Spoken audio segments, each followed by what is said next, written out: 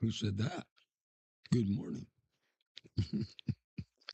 Welcome to Truth and Life Today with Congregation and Welcome to Truth and Life Today with Congregation of Dot Ariel, Jewish believers in Jesus and teachers of spiritual warfare. If you'd like to speak with us tonight, call 618-924-1851. And now, here's a lovely and talented producer, Deb. Welcome to the Truth and Life broadcast, where we do our best every week to bring you a biblical perspective of the things we see going on around us and the headlines around the world. And by golly, we have some headlines, don't we, lately? In the same tradition established for this program by Rabbi Moshe Lori, I am producer Deb, and joining me at the desk this evening. Glad to be here tonight. Yes. After all I've been through for the past month, Richard Peck, glad to be here. And over here in the corner, this is Jim. And once again, everyone, if you have any questions or comments, and once again, you should, feel free to give us a call at 618-924-1851. We just celebrated Purim at the congregation here last night. Now, Purim this year was celebrated on Monday night, but we gather for Wednesday evenings for Hebrew teaching. And we said, well, we're just going to go ahead, and it's technically Shushan Purim, right? So we're going to go, and we had a fun time last night. So if you didn't get to see Rabbi Vern's teaching, then that is posted on Rumble. Of course, we're on Rumble, Twitch, and YouTube. So it's going to show up there as well. So I hope everyone is being able to join us again. I know we dropped off a lot of people when we had a little bit of a lapse in time there where we weren't able to post on Rumble due to technical difficulties. But I hope that everybody's able to see us and come back and join us. So, and maybe we'll get a whole bunch of new viewers. Maybe we will. Yeah. Hopefully we will. We want everybody to. Wills. That's right. Because there's lots to talk about. Now, I'm going to try to go over headlines tonight, but I do want at some point here to go back in time, do a little reminiscing, of certain things going on, and kind of ties into what's currently going on. So that's, and I did get to hear Rabbi Jason Sobel, his teaching the other night. He was doing a very fine teaching of tying in Purim and the Purim story to what's going on now, but he ended up mentioning China, and interesting towards the end of his talk, it's like, oh, somebody's catching on like me. And so I'm catching on. God's showing me things, and it's like, so man, I'm going down the right track, I think, and he's seeing the same thing I'm seeing. So we're going to do a little bit of that tonight. But first headlines. Well, I guess we've been hearing all about around here. Kristi Noem is out, and Mark Wayne Mullen is in. I'm sure that he did not think that his day was going to end the way it ended this evening, because it seemed like he was caught quite off guard. I was hearing some of that this evening. She kind of goes down as another one of the women in Trump's cabinet that I'm not very impressed with. And so there were some problems. And I guess the worst problem is when Senator Kennedy asked her about the knowledge that did Donald Trump have the knowledge of what she had spent on the commercials that she was putting out there. Remember the commercial with her sitting on the horse and all of that fun stuff? Evidently, that was $200 million ad campaign. That's quite an ad that she spent. And she sat and said to Senator Kennedy that yes, that President Trump knew about it. Oh, no, he didn't. And he was not happy about that. So that was a mark against her. There's rumors that she's been having an affair. And there's also, they said that the other thing was there was video of an incident that happened, I guess, in Minnesota.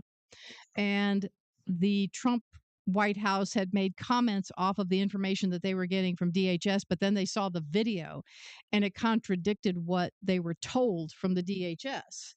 And so they were not trusting the information anymore. The White House, whatever you want to call that, the White House apparatus, the administration was not trusting the information that they were getting from DHS anymore.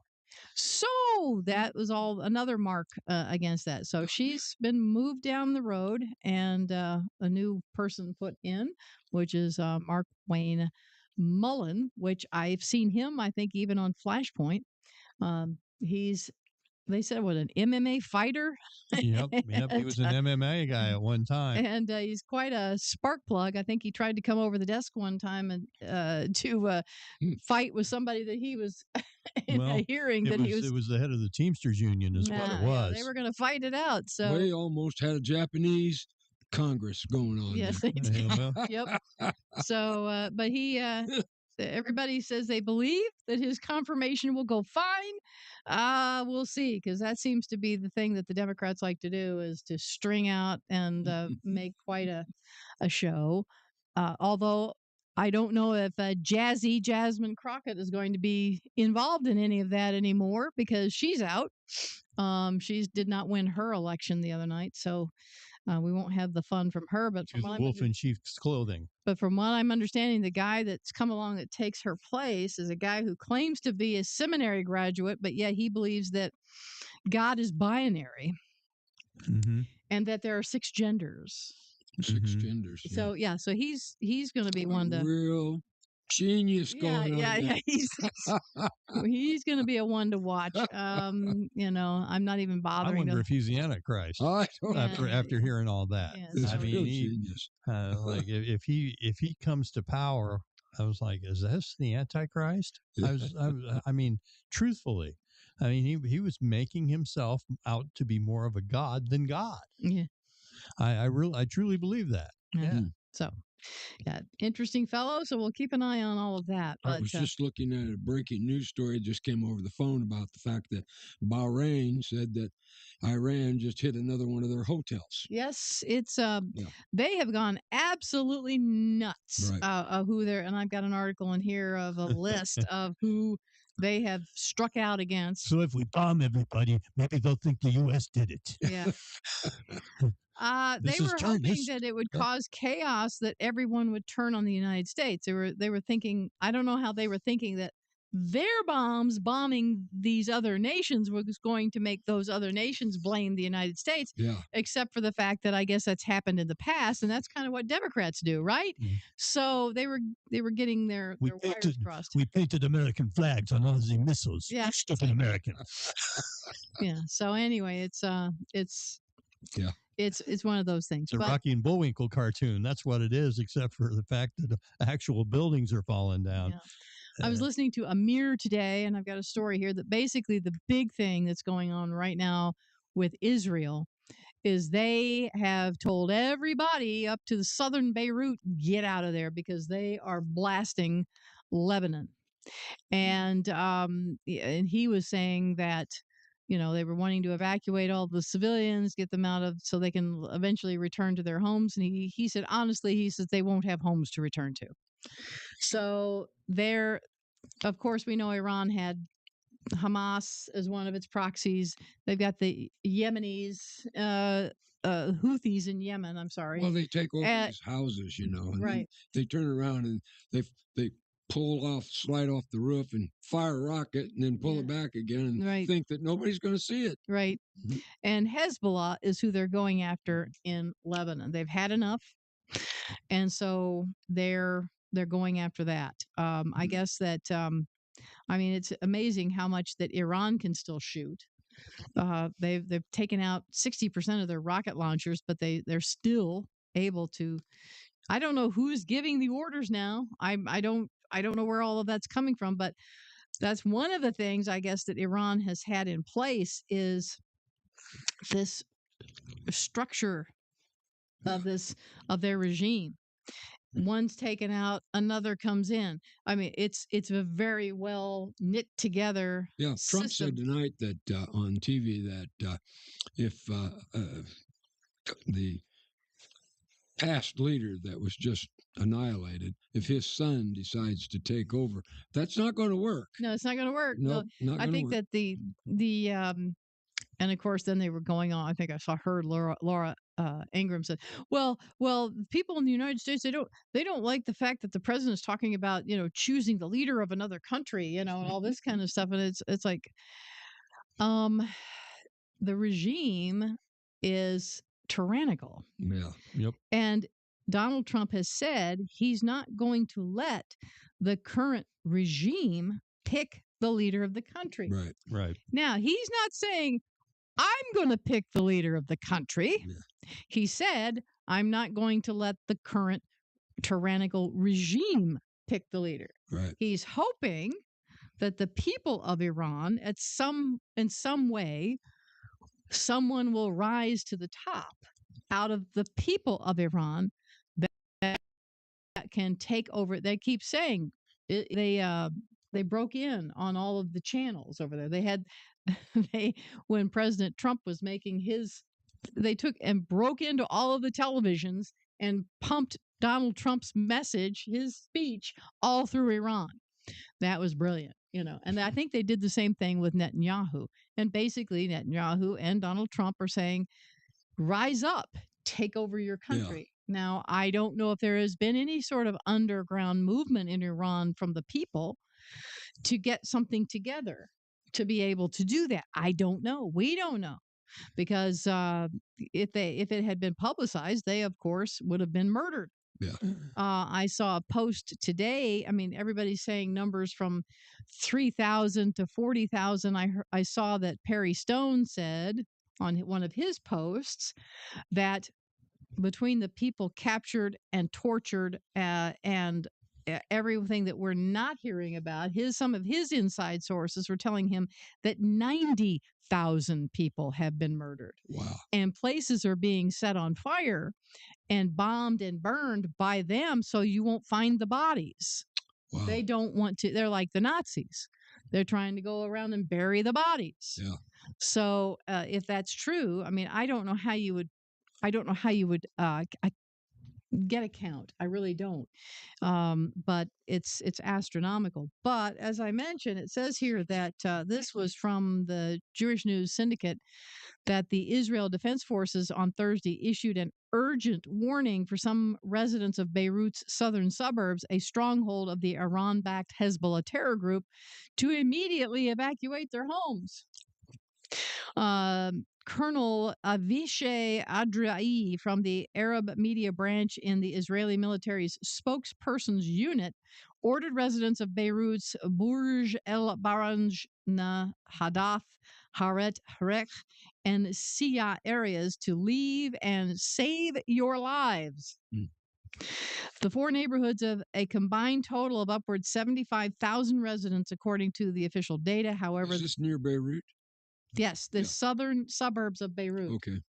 And it says here that the local reports suggested that as many as 500,000 people could be affected, 500,000 people, by the evacuation, as the suburbs have large unregistered populations, including refugees. We will notify you when it is safe to return to your homes, tweeted Adrai, I guess, noting that they are forbidden from heading south, as any movement southward may put your lives in danger. So it says here, on Wednesday, the IDF ordered all civilians in southern Lebanon to move north of the Litani River. Yep. The activities of the Hezbollah terrorist organization are forcing the IDF to act against it with force. The IDF does not intend to harm you, wrote Adrai in a notice posted to X. Now, it said here, that says they'll notify them when it's safe to return to your homes. Well, that's what Amir had commented. They probably will not have homes to return to. So it says here, the spokesperson stressed that any Lebanese civilians near Hezbollah members, facilities, or combat equipment are putting their lives at risk. Any home used by Hezbollah for military purposes may be subject to targeting.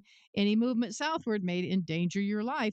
They've done the same thing that Hamas did, right? They're in people's homes and under hospitals and churches. Yep. Yeah. All that.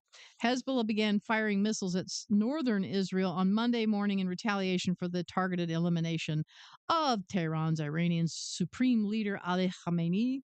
That's one of the things that Rabbi Sobel pointed out. It's like in Purim, the villain is Haman. Haman, we say Haman, but Haman. And this guy's Ali Khamenei. Haman, right? So I don't know if he's actually a descendant of the Amalek group or not. I don't know where these people come from, but his name sounds like Haman. And it says he was killed, of course, by the Israeli strike targeting his Tehran compound. They said that Netanyahu had called up Trump and said, "Hey, I know where they're meeting and when." And that's when Trump said, "Go." And so that's when it's why it was done in the daytime. Right. Because well, they weren't expecting it, were they? No, they said, and it's amazing. I've heard them talk about all of the things that they've done. Mossad did to track all of these people, and the big downfall is cameras. All these cameras around cities. Mm-hmm. It can track. They have a term for it. Basically your daily routine. But they have an official term for that. And they've been doing this for They've been years. breaking into the cameras. And they know where all of these people are, where their movements were daily, where Khomeini was. That's when Trump said, I know where you are. You better make a deal with me. I know where you are any minute. I know of the day. I know where you are. Yeah. Well, it's all of the traffic cameras, the building cameras. They've broken into all of them. I mean, he was so sure. I mean, he dropped 30 bombs, 30 busters on top of where Khomeini was. Really? Wow. Yeah, to kill him. Mm-hmm. Dropped 30 of them. Mother of all Moabs, mother of all bombs. Yep. So one right on top of the other. It's like, we're going to get you, pal. And it says here, Hezbollah continued to fire rockets and send explosive drones toward Jerusalem today. Now that's the thing I was hearing them talk about tonight. I don't remember the person that Laura Ingraham had on. I was watching that just before I got here, but they were saying that the drones that they have are like 10 to 20,000 a piece, but the stuff that we have to shoot them down is $126,000 a piece. That was more like $1 million. So they're, and so I guess they were talking a little bit. That's where the iron beam comes in. Right. Now I don't. Our military person that was talking to her was saying that I don't guess that we have an iron beam. I don't know that Israel's got one yet. They say. Oh yeah, they do. It's operational. Really? The iron beam. Yeah. The only thing that they have to watch out with the iron beam is it has to be clear. Yeah. Okay, they have to use the Iron Dome, which is much more expensive if it's cloudy, but the Iron Beam, if it's clear, boom, boom, boom, boom, like 5 cents, a piece kind of thing. Two and a half a shot. Yeah, it's just $2.50 a shot. It's just, so that's what we need, more of that stuff. So it doesn't cost as much to try to go after these drones, but these drones, and they send barrages of the drones. Mm-hmm. The drone barrage, knowing that most of them will be shot down, but they're counting on just a few of them to get in there. And when they do, they're horrendous what they do. So, and I also saw that there was one missile that just barely missed the Dome of the Rock. Yes. It hit within, a block or so? Yeah, something like that. Yeah. So that was, I said that years ago, that if they ever get into another fight and a rogue missile comes along and accidentally destroys the temple or the Dome of the Rock. Yeah, the Dome of the Rock. Yeah. Oh, my goodness. It would be. Yeah. It would be terrible. Anyway, it says here, under the U.S. brokered truce between Israel and Lebanon that went into effect on November 27th, 2024, Beirut pledged to disarm the Iran-backed terrorist organization Hezbollah that has long controlled the country's south. On Thursday, Lebanon's government announced new steps aimed at curbing the influence of Tehran's Islamic Revolutionary Guard. Beirut's cabinet ordered that any activity by the IRGC in Lebanon be halted. In addition to fully implementing the previous government decision to disarm Hezbollah, the MTV Lebanon outfit, that's what they reported. I also heard someplace else that they said they were going to suspend some of these cabinet meetings because they were not sure if they had been infiltrated by the IRGC. So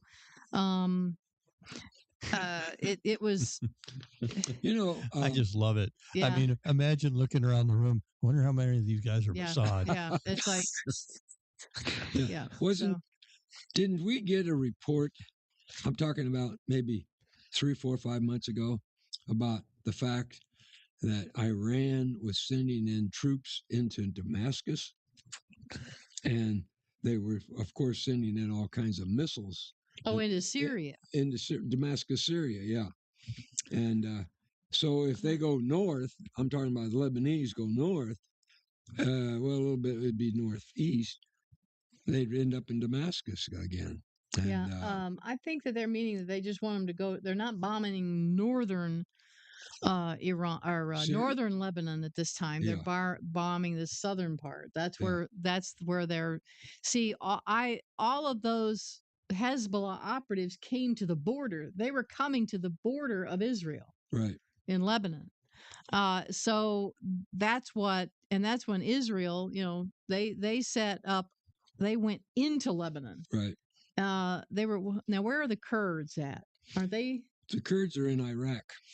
They're in Iraq. There's some in Iran too. And so, yeah, I was trying to remember because I know that they were trying to protect some group. They're of people. also, the Kurds are very close to Turkey. Okay, because I know that they were trying to help save them from being massacred Yeah. by Syria. It was Syria. I think they were in the ones that were in Syria. Yeah. Turkey So has a problem. with they've the had Kurds. to, Israel's kind of moved up on the border. Yeah. All of this territory that they had, they had to win back some of that. Yeah. And then they kept wanting them to, they want the Golan Heights. They want all of this stuff. Right. Well, Israel's demanded to keep that, but then they pushed a little further in all of this because of all of these problems with these Iran proxies that are trying to come in. So Iran was trying to get a straight way right through. And so is Turkey. Turkey is trying to do that as well. Exactly. Yeah, Erdogan's he's licking his chops right now. Yeah. Mhm. Yeah, he's smelling blood. He was like, Yeah.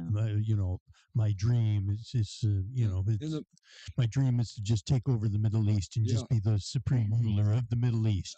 Right. The Bible codes mention Erdogan as God doesn't like him too much, Yeah. and because he has threatened Israel, and he's actually threatened to invade Israel. Well, he's looking at this as an opportunity. My great friend Trump. Yeah. He's my great friend. Yeah, You know. what he had talked about, he wants to take back the control of the Temple Mount. Yeah. That's what he wants to do. Right. So he's So watch Erdogan when it says a nation north of Israel. Mhm. It could be either Turkey or Russia. Mhm. Doesn't necessarily have to be Russia. Right. So It can be a combo. yeah, it could be either one or both. Yes. The IDF ordered the 250,000 residents of southern Lebanon to evacuate. So they're saying 250,000 on Breitbart. I didn't realize I had this story also. Human Rights Watch objected to that the evacuation order was unlikely to be effective since some residents would be unable to leave due to health problems. So sorry. But anyway, how many countries warn their people ahead of time, warn anybody ahead of time that they're going to be coming in and bombing? So the Israeli military issued another urgent warning on Thursday for the southern Beirut neighborhood of Dahiya, an area favored by Hezbollah officials. So the area is called Dahiyyeh, Dahiya. So that's where they were at. And they were making preparations for more significant incursion into Lebanon. Soldiers set up checkpoints and turned aside some civilian traffic as flatbed trucks carrying armored vehicles, including tanks, armored personnel carriers, and mine clearing and earth moving equipment clogged roads leading to the frontier. They're putting boots on the ground. Who is Israel? I guess that's Israel. Yeah, Mhm. sending them in there. Israel is Israelis living near the northern Lebanese border. Told AFP that they were tense as IDF tanks and troops rolled through their towns, but they agreed that action was needed to end the threat of Hezbollah once and for all. So they've got boots on the ground and they're sending them in there. So what Bibi is doing right now, he is taking advantage of the opportunity of having Trump as president to settle all family business. Right. Yep. I mean, the Seven Front War. He wants to eliminate it all. Right. Yep. And start out fresh by the time the next president comes in, whoever it is. Right. Right. Because they're not going to give him the leeway that Trump will. Right. It says top of the resistance and weapons of resistance is not subject of dispute for anyone or any anyone or with anyone, it is a legitimate right. We are fighting in Lebanon in defense of our people, the future of our country. That is somebody named Kassam over there. Anyway, on Monday, it says here, Prime Minister Nawaz Salam declared all Hezbollah military activity illegal and forbidden, and instructed Lebanon's armed forces to arrest anyone who tries to attack Israel from Lebanese soil. Salam also approved the second phase of the government's plan to disarm Hezbollah in accordance with the 2024 ceasefire agreement, a plan Hezbollah will obviously resist while it is using those weapons to attack Israel. The Lebanese army appears to be aware that it will need to work vigorously to pry Hezbollah's rockets and missiles from their fingers. Qatar-based Al Jazeera News suggested on Thursday that Hezbollah went all in against Israel this week precisely because it knows its political support in Lebanon is fading. Its patrons in Iran might no longer be able to supply it with money and weapons, and the rest of the Middle East has very little use for it. Even Hezbollah's strongest political ally, Shiite Muslim parliamentary speaker Nabi Berri, appears to be souring on the group. If Hezbollah waited too long to resume resisting Israel militarily, it could find itself in a hole from which it could not emerge intact. It says the reality caused the party to renege on its promise to Berri months ago that it would not restart the war with Israel, which made Berri feel slighted, weakening their traditional alliance. So I know that there's a lot of them. Somebody was talking about how all of this, everybody was worried about Trump siding with Qatar, but they said that taking out Iran and all of this has stopped a lot of the money flow to Qatar. Oh, yeah. Qatar is just not really relevant anymore. Nope. So they have lost all this prestige. They were there to be the mediator, and all this money was coming through them, and now the waterworks of money has been shut off. So it's interesting that. We'll talk about that, the reset of the entire region. Because haven't heard anything about any of the Yemeni people. Haven't heard anything about. I heard that one of the Houthis, that they said, "Oh, they're ready to fight. Oh, they're ready to." They haven't done a thing. No, they haven't. I think Biden may have done something to them back there. Weren't they bombing them during the Biden administration?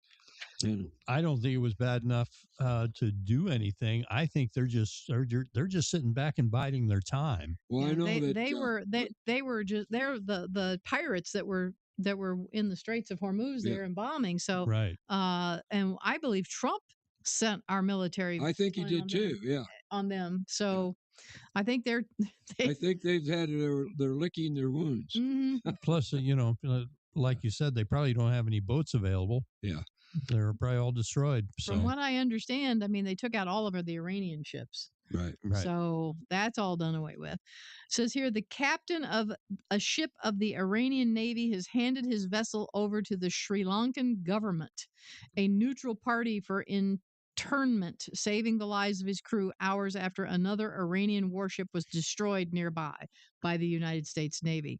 Sri Lanka, or Ceylon, however they want to say it, has assumed control of the Islamic Republic of Iran ship, the Iris Bushehr. I don't know how to say that. Bushehr.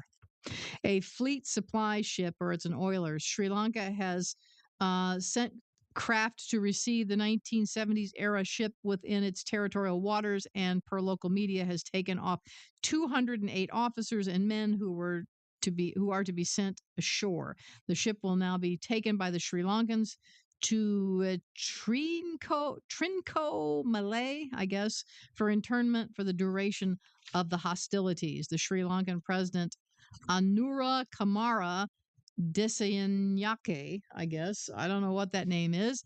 And it said his government has selected the historic port of Trincomalee due to the risk of disruption to maritime traffic by the presence of the inactive warship. So they wish to keep it away from the country's primary commercial port, Colombo, the Times of India reported. Dissanayake said, "We are not taking sides in this conflict, but while maintaining our neutrality, we are taking action to save lives." Neither Sri Lanka nor Iran have yet officially confirmed that the ship was surrendered by her captain. Yet the ship only arrived in Sri Lankan waters this morning, and according to the long-established law of armed conflict at sea, the Beshir Air would have been entitled to spend 24 hours in the waters of a neutral country without fear from attack. The fact that the ship has been handed over to the Sri Lankan authorities so quickly strongly suggests the captain took the decision to preserve the life of his men by opting out of the conflict. Probably the life of himself, too, Mhm. right? Yeah. Right. Had Sri Lanka not turned the ship within 24 hours or compelled the Iranians to leave their territory, the United States would have been free to sink the ship, even inside Sri Lankan territorial waters or harbors, the International Red Cross stated on the subject. So anyway, that's kind of a one of those first times. Also, what is it? Uh, one of the ships was sunk by out of a submarine, Torpedo. torpedo, A and they said that's torpedo. the first time Yeah. since World War II. $4.3 So- million torpedo. Yeah. I didn't know torpedoes cost that much. Hmm, 4.3 million. yep. Well, So it better hit its target, right? Yeah. it better.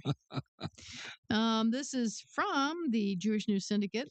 Israel has not set a timetable for Operation Roaring Lion against the Islamic Republic, but instead defined objectives the campaign must achieve. And that's according to Foreign Minister Gideon Sa'ar. And he told I-24 News, I hope it will be as short as possible, but we have goals, and we are conducting the war toward achieving those goals. In this kind of campaign, one like we've never experienced before, patience, endurance, and resilience are required. I'm convinced that the Israeli public, which understands the importance of this campaign, has all those qualities despite difficulties it causes to everyday life, he said. According to Sa'ar, the diplomatic backing Jerusalem has received during the war, at least at this moment, has been good. Today, much more than before, even nations with which we had major disagreements over the past 2 years regarding the Palestinian issue and Gaza, like Australia or Canada, support us on this issue. I think they've been drug into it. Asked by I-24 News whether Mojtaba Khamenei, the slain supreme leader's son and a possible successor, was a target, Sa'ar said that anyone who is part of this evil regime could be targeted by the Jewish state. Aha. Mossad knows where he's at too, Yeah. huh? I certainly will not announce on air who is or is not in our sights, Sa'ar said, adding that Jerusalem would continue to target the leaders of this evil regime and its military capabilities. Despite ongoing rocket attacks from Tehran's terrorist proxy army in Lebanon, Hezbollah, the main front right now is Iran. Iran is the one that maintains and sustains Hezbollah, Sa'ar noted. Just since the ceasefire in this past year, Iran has transferred $1.2 billion with a B dollars to Hezbollah.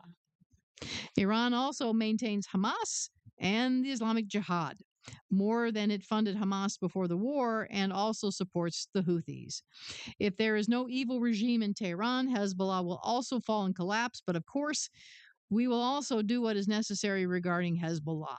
On Monday, Sa'ar told Australian journalist Aaron Molan he felt proud of his daughter after an Iranian missile struck close to her Tel Aviv region home over the weekend, causing damage but leaving her unharmed.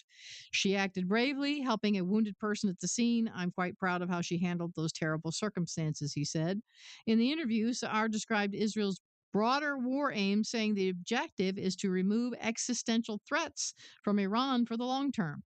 That cannot happen while this regime remains in power, he said. The campaign must create conditions for the Iranian people, the only ones who can replace this regime, by weakening it to the point where change becomes possible.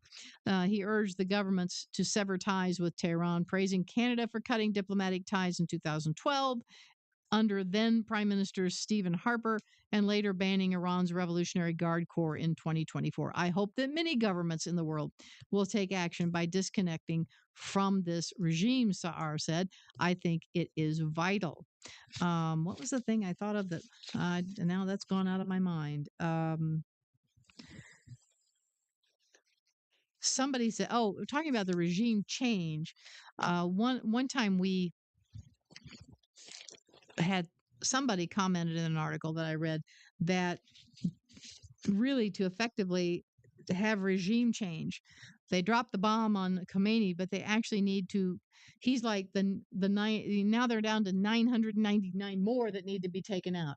In other words, this just even if something happened to his son, there's another one. If something happened to that person, there's another one.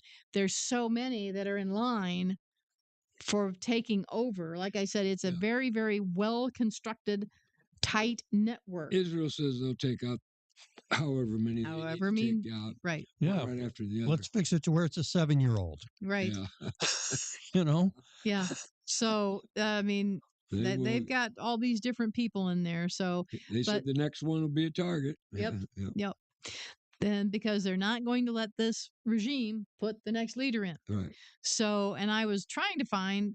I saw on the feed for Amir that he had a really nice map of the countries that were attacked. I couldn't find it anywhere. So CBS listed, it says here that Iran's military has retaliated with strikes so far targeting, of course, Israel, Jordan, Kuwait, Iraq, Bahrain, Qatar, the United Arab Emirates, Saudi Arabia, and Oman. Hmm. They just went. Hmm. Anyway, and then this is Qatar Energy. Oh, this is, how rich. The National Petroleum Company of Qatar stunned global energy markets on Wednesday by declaring force majeure and canceling its contracts to deliver liquid natural gas to customers around the world due to attacks from Iran on its energy infrastructure. It's force majeure, I guess is how it's said. Majeure. It sounds like a French term. Mhm. Force majeure is a legal clause that allows companies to cancel their contracts because forces beyond their control have made it impossible for them to meet their obligations. Qatar Energy said it had no choice but to invoke the clause due to successive waves of Iranian attacks on LNG facilities. The move allows the company to cancel its contracts without facing financial penalties or breach of contract lawsuits. Qatar halted LNG production on Monday after Iranian drones struck two of its major production hubs in the cities of Ras Laffan and Masaid. Qatar Energy said on Tuesday it would also have to halt production of downstream products such as urea, polymers, methanol, and aluminum. So, see what you get for harboring terrorists. It's true. You get retribution. Yep. The Lord took them out. So, and this is an interview evidently tonight, opposite us at 8 p.m. If you're watching, or stay with us, but if you're set up your DVR here in about 10 minutes on TBN to watch Joel Rosenberg, because he's going to have an interview with Lindsey Graham. And they're talking about Iran's Ayatollahs are religious Nazis ready to build 11 nuclear bombs, according to Senator Lindsey Graham. So, it says few people in the American Capitol have studied the Iranian leadership more closely or carefully than U.S. Senator Lindsey Graham. That's why the South Carolina Republican says the terrorists in Tehran must be stopped before they can carry out their genocidal mission of destroying the United States, Israel, and Judeo-Christian civilization as we know it. Now, this is, of course, Joel talking. He says, I first met Graham about 15 years ago when our mutual friend Shannon Bream of Fox News introduced us. Graham was intrigued with my research, books, and columns exposing the genocidal nature of the Supreme Leader, Ali Khamenei, who is, now resting in pieces, according to Senator Kennedy. Resting in pieces. That, He's not resting in peace. He's resting in pieces. pieces. Yes. Yes. I've heard that expression before, but I don't believe I have heard anyone do a lead up to it or do it so succinctly as Senator Kennedy. He was perfect on that, Senator Kennedy is usually perfect on what he says. Yes, Yes. but anyway, it says here the genocidal nature of Supreme Leader Ali Khamenei's end times theology, and he wanted to compare notes. Okay, that's an important thing because not enough people really have talked about that lately. Donald Trump kept trying to do a deal, couldn't understand why he couldn't get a deal. These people, their theology is based on the bringing back of the Mahdi. Yes. And the Mahdi will not come back until there is chaos Right. and tumult and they wanted to be able to bring it about with Right. their nuclear weapons. They wanted to fire on and take out particularly Israel, but the whole thing, so they would be supreme. They are following a type of Islam, this Shiite, I believe, Islam, that's different. They don't consider themselves um, Arabs. Yeah. They're Persians, and so it's a different mindset. Of course, what's his name is now gone. The Ahmadinejad. Yeah. He was taken. Ahmadinejad. Yeah, Ahmadinejad. He was the one that held all the Americans during the administration of Ronald Reagan. Yeah. Yeah. But he felt at the time when he was in power that he was going to bring back the Mahdi. Oh yeah, yeah. And he said that the Mahdi was down in a well, I- you know. By the way, one other thing, while you're mentioning this, the Mahdi, one of the beliefs of the Islamist is that they all go to hell, and if they've been a good terrorist, the Mahdi is right there to grab them just before they hit, the fire, and bring them back up to safety. Aha. That's what they actually believe. Come on. Okay. Yeah. Well, here is John Kennedy and his little speech about Khomeini. Hate anyone, but I will shed no tears for the Ayatollah Khomeini. He won the coin toss, and he elected to receive. And boy, did he receive. May he rest in pieces. Well, there you go. He won the coin toss, and he is elected to receive. Because doing an impression of John Kennedy just doesn't do it No, justice. no. He is So elected to receive. anyway, so Lindsey Graham here and Joel Rosenberg have been comparing notes, and that began a friendship that continues to this day. But little did I realize back then that Graham would one day be at the vortex of the American strategy to destroy the Iranian nuclear and missile threats and decapitate a regime filled with apocalyptic Islamists. Okay. On Tuesday, I sat down with the senator in his Capitol office, along with another mutual friend, Chad Connolly, a South Carolina evangelical who runs a network of 14,000 plus pastors called Faith Wins. We discussed Operation Epic Fury, the senator's close partnership with President Donald J. Trump, and why he counseled Trump to act decisively to end the Tehran threat once and for all. Our full conversation, of course, will air tonight at 9 p.m., which is about 5 minutes from now on TBN. On the Rosenberg Report, my weekly primetime program on TBN, the most watched Christian television network in the United States. I have never seen, there isn't anything from TBN. You have to watch it on TBN. I don't see them reposting it on YouTube. Does he have a YouTube channel? No, No?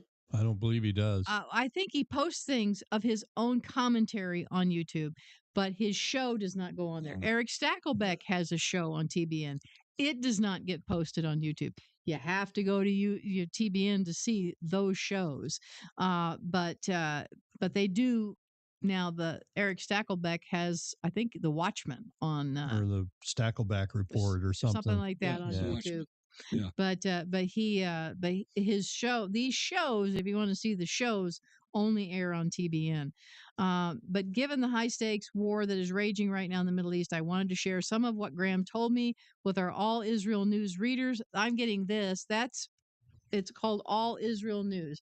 He's got All Arab News and he's got All Israel News, and that comes out of Israel. Staplebeck does? No, this is Joel Rosenberg. Oh, Rosenberg. Joe Rosenberg has the All Israel News, and so you can go on their website. So go All Israel News or All Arab News, and that's Rosenberg's where he puts things.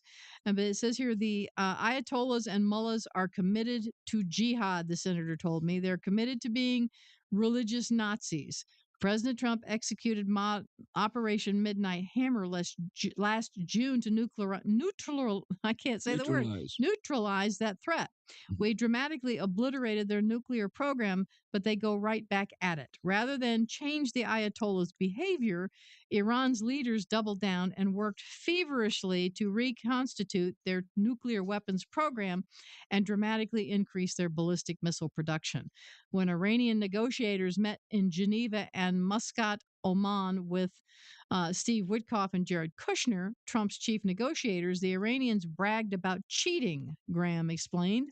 They bragged about having enough highly enriched uranium to build no fewer than 11 nuclear bombs. They gave no indication that they were willing to give up this fuel or negotiate in a serious, strong, and verifiable deal. They've been cheating all these years, Graham said. Yep. But yet Barack Obama and Joe Biden kept handing him money, right? So what have we learned, he asked. No matter what you do, they're going to keep pursuing their agenda. And what is it? To purify Islam, to destroy Sunni Islam and replace it with Shia Islam, to destroy the Jewish state, compelled by God to do it, That's right. and to come after us. These are religious Nazis, Graham repeated. You couldn't have talked Hitler out of killing the Jews if you wanted to. He was a nut, but he believed it. The point is, you've got to confront evil. So here's where we're at, he continued. The president decided to call the question on Iran. The negotiations were hitting walls. They were not going to give up their weapons. They have a religious agenda, which doesn't include me and you. So what did Trump do? He called the question working with Israel. Together, he said, we have decapitated the mothership of terrorism. Iran is sinking and the captain is dead. Now, Graham insisted, we have got to finish the job. And like I said, we talked about that last week, how it seemed like, it's going to have to be about 1,000 people taken out. I'd like to say something about the Allah. The Muslim Allah is not the same as the Christian God, even though they try to say it is. Yeah, they try to say it's the three great Yeah, religion. right. No. It's Judaism and Christianity. Islam has no comparison. It's Right. not in there at all. The Islamic God has stated that he wants to kill all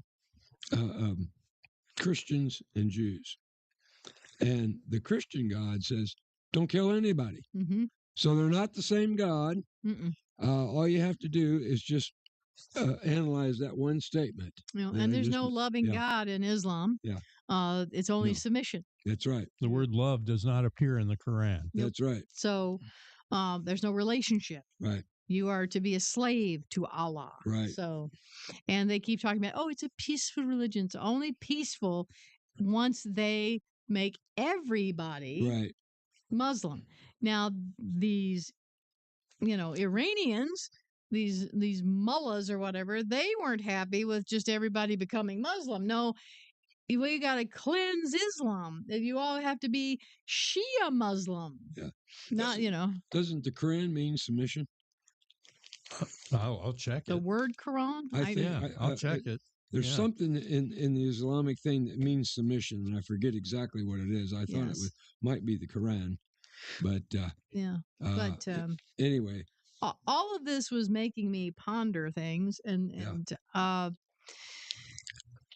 so I said, well, let's go back a little bit, because everybody there's all of these people that are, of course, in the politics of things, like, how dare Donald Trump, the MAGA group, that's like, how dare you get us into wars and all this kind of stuff. Right. And then the Democrats are like, he can't do anything right. And all of these things. And then there's other people. They're just trying to get power. Right. That's all they want. The Quran is the Arabic word for recitation. Recitation.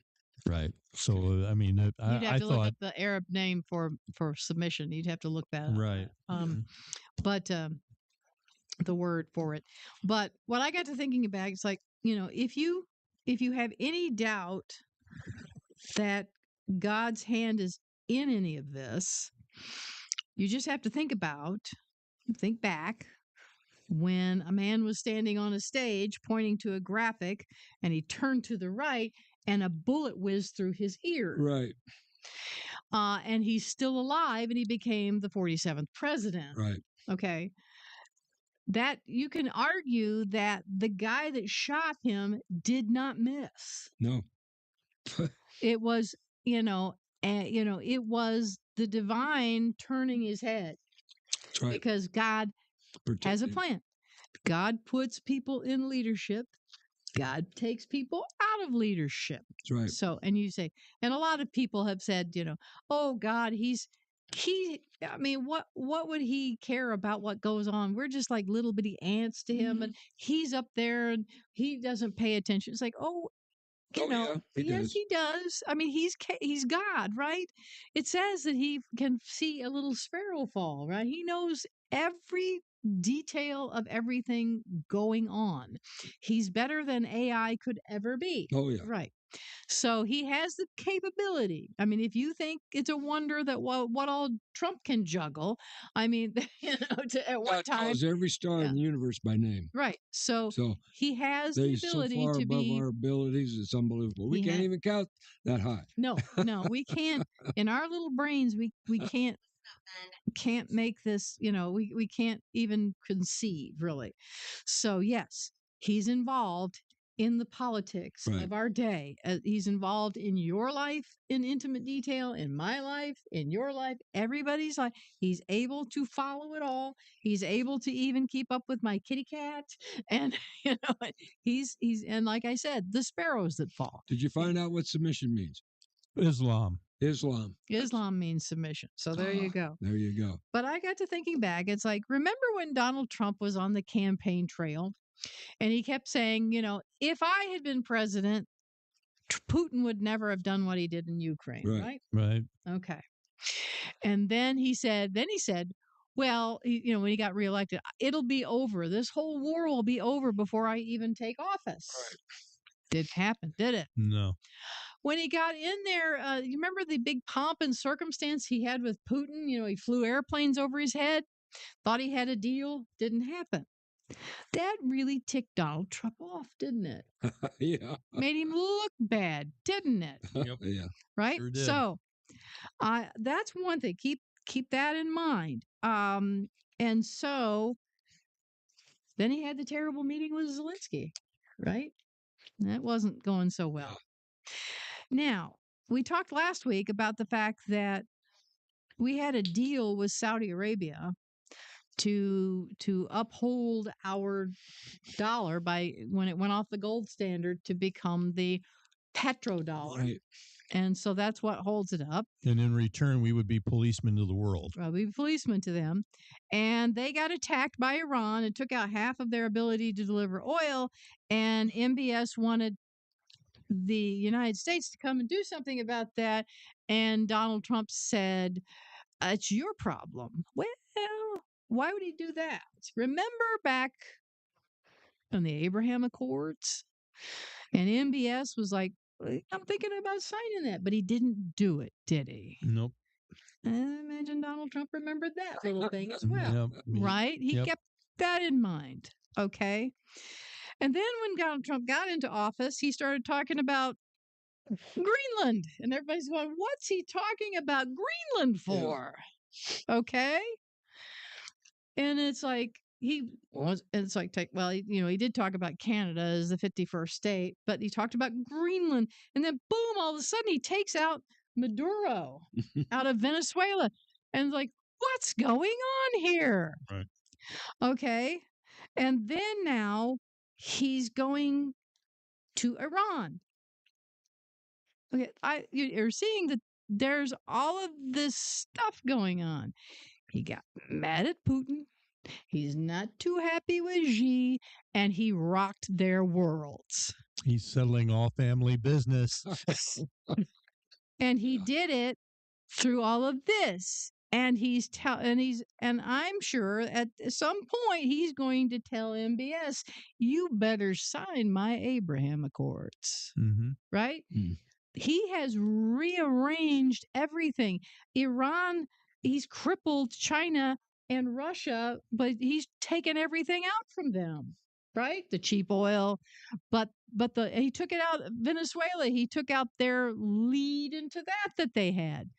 They call it now the Donroe Doctrine. Yeah. Get the heck out of our hemisphere. Yeah. He wants Greenland because he knows that the ballistic missiles can come right over from Russia, right. And he wants it to protect the United States because that's where he wants to put his golden dome, right? Right. It's a Godfather theme. Yeah.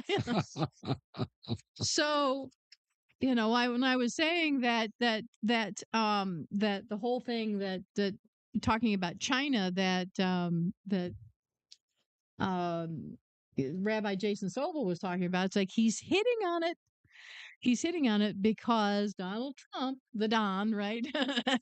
He has kept all these things, and of course, we can go back here and talk about the parallels between the United States and Israel. That's one thing. That's one pattern that's shown up. We talked about that before. Netanyahu in power, getting all these legal troubles, taken out of power, came back into power. Donald Trump in power, legal problems, out of power, come back into power. All these parallels going on. That's one thing. We talked about how Donald Trump, when he came down the escalator, from that moment on, revelation, all of the Pandora's box were open. All of the people who had the masks on have been pulled off. We're seeing behind the scenes of all of this stuff. Right. And this is the other thing that we're seeing now, is what's actually, God is rearranging the whole deck. We talked about the Board of Peace. Right. Donald Trump came along and said, I don't like what the UN's doing. Boom, I've taken you out. Mhm. Right? And now they're starving to death. And so everything that he's doing, he has a very good memory, right? Oh, yeah. Everything. So you're going to hear more about the Abraham Accords, I'm sure, coming back. He's actually taken out the one world ambitions. All those guys that were, what was that guy, that the German guy that was head of the World Economic Forum, and he was Klaus Schwab. Klaus Schwab. He's been taken off the scene. By Epstein. Yep, by Epstein. And so all of these things are getting rearranged. And you could say, well, Donald Trump's doing it. God is doing this God's through him. manipulating the whole thing. It reminds me of, we've got another moment here right now, just like what happened when Ronald Reagan stood at the wall and said, Gorbachev, tear down this wall, and boom, in a day, it came down. We're seeing the same thing happen here. God's turning this all around. He's restructuring this. You're going to start seeing the iron and the clay of the legs and the feet coming together. You're going to start seeing the 10 kingdoms arise. Right. Yeah. The 10 kingdoms that came to power that weren't even, they get their power in a day. I think you're seeing the setup for all of this. God came in, boom, and he's doing it through Donald Trump. But I'm seeing all of this turn around. And here we have an article that came out. This is from Breitbart, and evidently Peter Schweitzer. Everybody has a podcast, right? Everybody does. So Sure. Peter's, yeah. So his take on this from Breitbart News is Trump has ended the Bush-era Pottery Barn rule with Iran. So it says here, President Donald Trump is not starting another forever war in Iran. He's ending one. Many who were commenting on the missile strikes by U.S. and Israeli military have seized on the idea that in attacking Iran, Trump is dragging America into yet another entanglement in the Middle East. On the most recent episode of The Drill Down, that's evidently his podcast, host Peter Schweitzer and co-host Eric Eggers explore that allegation and pick the winners and losers. Okay? So everybody's like, I'm thinking about this, and Rabbi Jason Sobel's thinking about this, and Peter Schweitzer's thinking about this. Shocking events in a lot of respects, in the sense that Trump actually did what a lot of presidents have threatened to do over the course of decades, says Schweitzer. It's a nice change from the present tense to the past tense when discussing the Ayatollah, adds Eggers, right? But how is the military action in Iran ending anything? The answer is that the threats from Iran have long been a major expense and irritant, and a genuine threat to the U.S. in various ways. Washington Post columnist Mark Thiessen recently wrote, the Iranian threat is the primary reason the U.S. has to spend billions, with a B, on large deployments in the Middle East. Okay? If that danger is eliminated and a new government, one whose mantra is no longer death to America, takes power in Tehran, the United States can finally draw down those forces, execute the long-promised pivot to the Indo-Pacific, and focus on defending American interests in our own hemisphere. Right. Okay, so now we'll talk a little bit about as when they say peace and safety in a minute, but the Trump administration has been in negotiations with the Iranian regime, trying to get a deal in which Iran would give up its ambitions to have nuclear weapons. But Iranian negotiators made a fatal error. Schweitzer believes part of what was going on from the Iranian standpoint is they were assuming Trump was going to handle it the same way every previous president had, which was to talk tough and not really act. Clearly, Trump's strike gave lie to that assumption, echoed in a clip of an Iranian general speaking of the U.S. as a paper tiger just before the bombs started falling.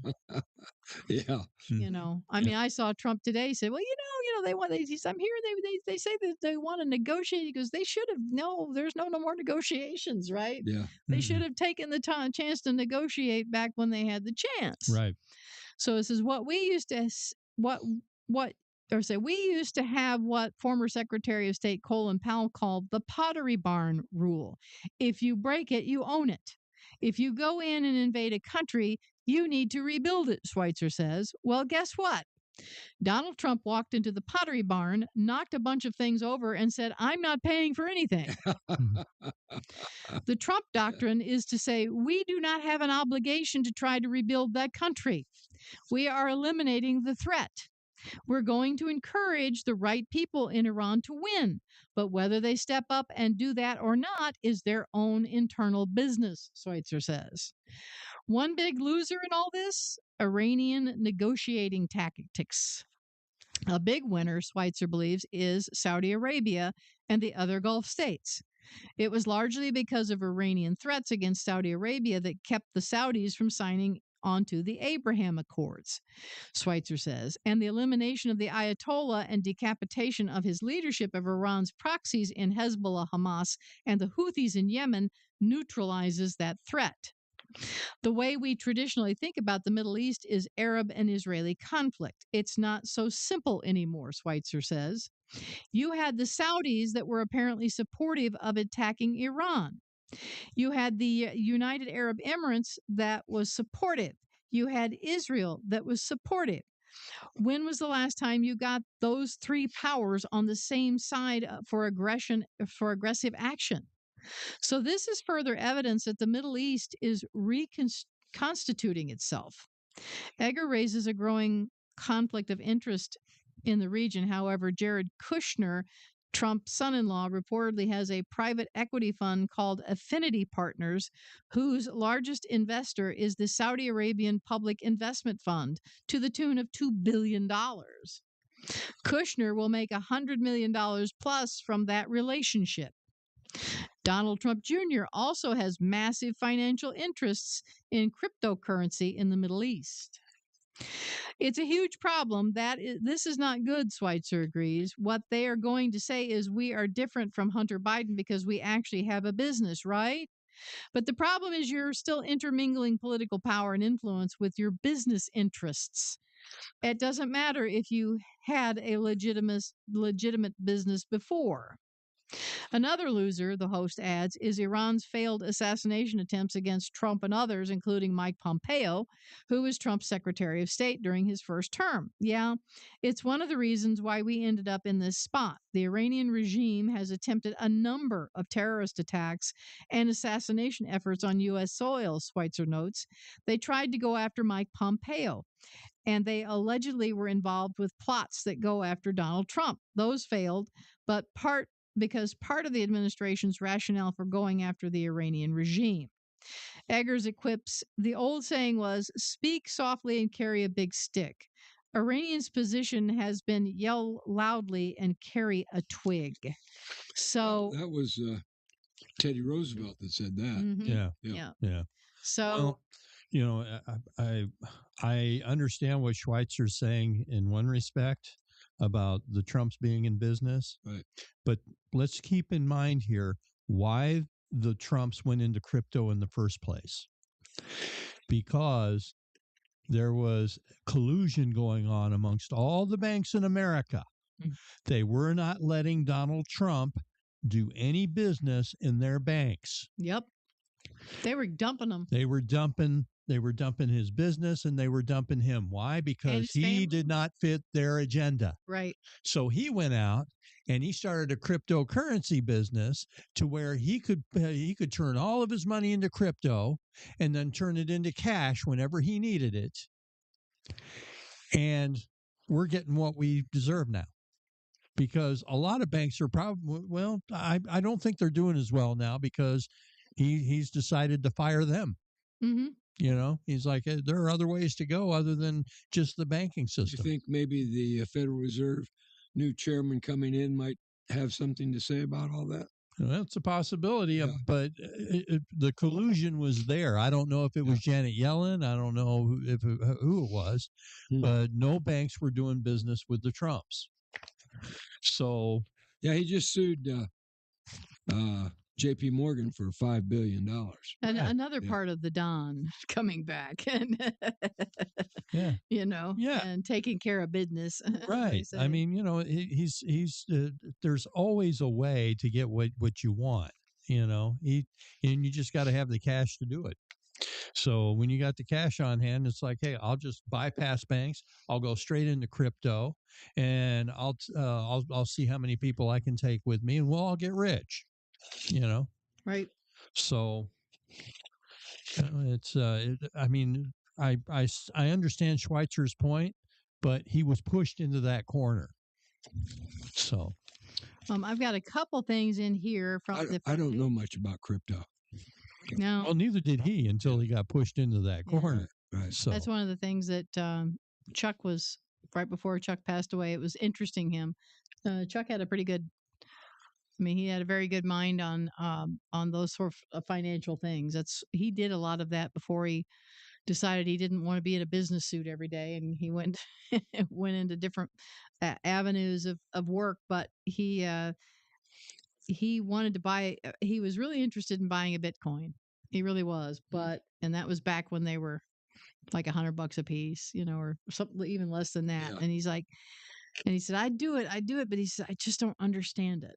At that time, he said he couldn't quite understand it. Now, if he had done it, I mean, they're worth thousands of dollars, Tens of 100,000, huh? tens of thousands of dollars. So about 60 grand for a whole Bitcoin. yeah, his hunch was right.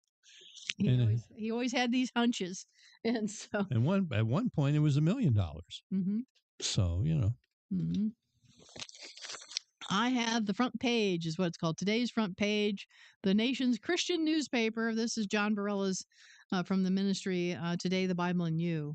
And there's two stories in here that interest me. One's called about the Board of Peace, and the other one is Where Will the Antichrist Come From? They're both very long. Let me see what the time is. Well, I think we have time. Yeah, we got 45 minutes. So let's take a look here at what he has to say about the Board of Peace. I think it's here, page 7, in this thing. This is a newspaper. It's kind of hard to handle, so I have to Just do it like Rush Limbaugh. Yeah. There you go. There we go. So I have to get a hold of it. In your formerly nicotine stained Yes. fingers. Right. Now that's what he would always say. I miss Rush. It says here, will the International Board of Peace replace the United Nations, fulfilling Revelation 17, Kings Without Kingdoms prophecy? That's what we were talking about that, right? And this is coming out from Reuters out of Geneva. And it's a January 30th article. So Gutierrez warns of the UN's imminent financial collapse. Record $1.57 billion in outstanding dues by year's end. Gutierrez warns. UN's looking to collapse. Yep. Gutierrez warns the UN could run out of cash by July. Budget rule on credits to states seen as problematic. That's what I said a while ago. The UN's starving because there's no money coming in. Yeah, it says the UN chief has told member states that the organization is at a risk of imminent financial collapse, citing unpaid fees and a budget rule that forces the global body to return unspent money. A letter seen by Reuters showed UN Secretary General Antonio Gutierrez, an extreme anti-Semite, I might add, has repeatedly spoken about the organization's worsening liquidity crisis. But this is his starkest warning yet, and it comes as its main contributor. The U.S. is retreating from multilateralism on numerous fronts. The International Board of Peace isn't a peace plan anymore. It's starting to look like a governing model, and the distinction changes everything. The multinational nature of this board isn't incidental, it's central to its design. Invitations have been sent to approximately 60 countries. But the real shock isn't Gaza. The real shock is who's being invited to govern. And when you see the names, when you see the mixture of figures assembled, you will understand why this feels different from anything we've seen in modern diplomacy. When you see who has actually been named to this board, it will tell you everything about what kind of structure this is. These names are going to become significant when we examine what Revelation says about end times authority. Each person represents a different type of power, and that diversity is itself prophetically significant. The founding executive board, the core steering group, includes 7 members announced on January 16th and 17th. 7. Okay. The United Nations voted 13-0 to form this International Board of Peace and placed President Donald Trump as its chairman. Everybody thought that was wild. You know what's funny about this? What did Bill Clinton want to be whenever he left office? He wanted to be Secretary General of the UN. Yep. What did Obama want to be? Secretary General of the UN. Guess what Trump just made himself? Secretary of a body like that, He says this isn't a ceremonial role. He's positioned as the central figure around whom this entire structure evolves. Okay. Second, Marco Rubio, the current U.S. Secretary of State, his presence signals that this board has the full weight of American foreign policy behind it. Third, Jared Kushner, Trump's son-in-law and the architect of the Abraham Accords, his involvement connects this board directly to the previous peace framework and suggests continuity with those agreements. What's striking about Kushner's presence? Well, the Abraham Accords already exist. The Gaza peace framework already exists. What we're seeing isn't the creation of something new, it's the strengthening of something that already exists. And Daniel's prophecy uses a very specific word, not create, but a covenant. Means to strengthen it, make it binding. That distinction matters enormously. Fourth, Steve Witkoff, the U.S. Special Envoy to the Middle East, declared Phase 2 underway on January 14th. Fifth, Tony Blair, the former Prime Minister of the United Kingdom. Blair has been involved in Middle East peace efforts for years, but his presence here signals something beyond American initiative. This is multinational. This is a coalition. However, many on the board did not want Tony Blair on the board because of very bad dealings with him before. So his appointment was dropped. Sixth, A.G. Banja, the president of the World Bank. Banja doesn't represent a nation, he represents a global financial institution. Jared Kushner and Steve Witkoff are similar, even though they are special peace negotiators for the United States. Banja's authority comes from economic leverage, not territorial sovereignty. He has no army. He has no flag, but he controls capital flows that affect billions of people. That's a different kind of power. And it's exactly the kind of power Revelation 17 describes when it talks about kings who receive authority without kingdoms. Remember his name, because when we examine that passage, figures like Banja will suddenly make the prophecy concrete in a way previous generations could never have imagined. Seventh, Mark Rowan, a private equity billionaire and CEO of Apollo Global Management. Again, not a government official, not a diplomat, a figure whose power comes from capital, not citizenship. His inclusion signals that this board operates at the intersection of government and global finance. This isn't a traditional diplomatic structure. This is a mix of governmental officials, former leaders, international institution heads, and private sector billionaires, all operating as a steering group with oversight authority. These figures operate above the normal political accountability. They're not elected by the people they'll govern, they're appointed. Trump called it the greatest and most prestigious board ever assembled. Here's the prophetic question. Revelation says the final coalition won't look like ancient empires. It won't look like armies and conquests. It will look like power without borders, authority without traditional kingdoms, influence concentrated in the hands of figures who rule through coordination, not crowns. But what gives this board its legitimacy? What makes it legal in the eyes of the international community? Here's what most people don't realize about this International Board of Peace. It isn't just a U.S. initiative with international support. It has formal UN Security Council authorization. Resolution 283, passed in November of 2025 with 13 votes in favor, authorized the establishment of a temporary international stabilization force to operate in Gaza. It gave a legal framework to the multinational presence we've been discussing. This is the part that sounds like Revelation 17. This is the passage that has so many people drawing connections to what we're seeing unfold. Revelation 17, 12 through 13. And the 10 horns which you saw are 10 kings, which have received no kingdom yet, but receive power as kings 1 hour with the beast. These have one mind and shall give their power and strength unto the beast.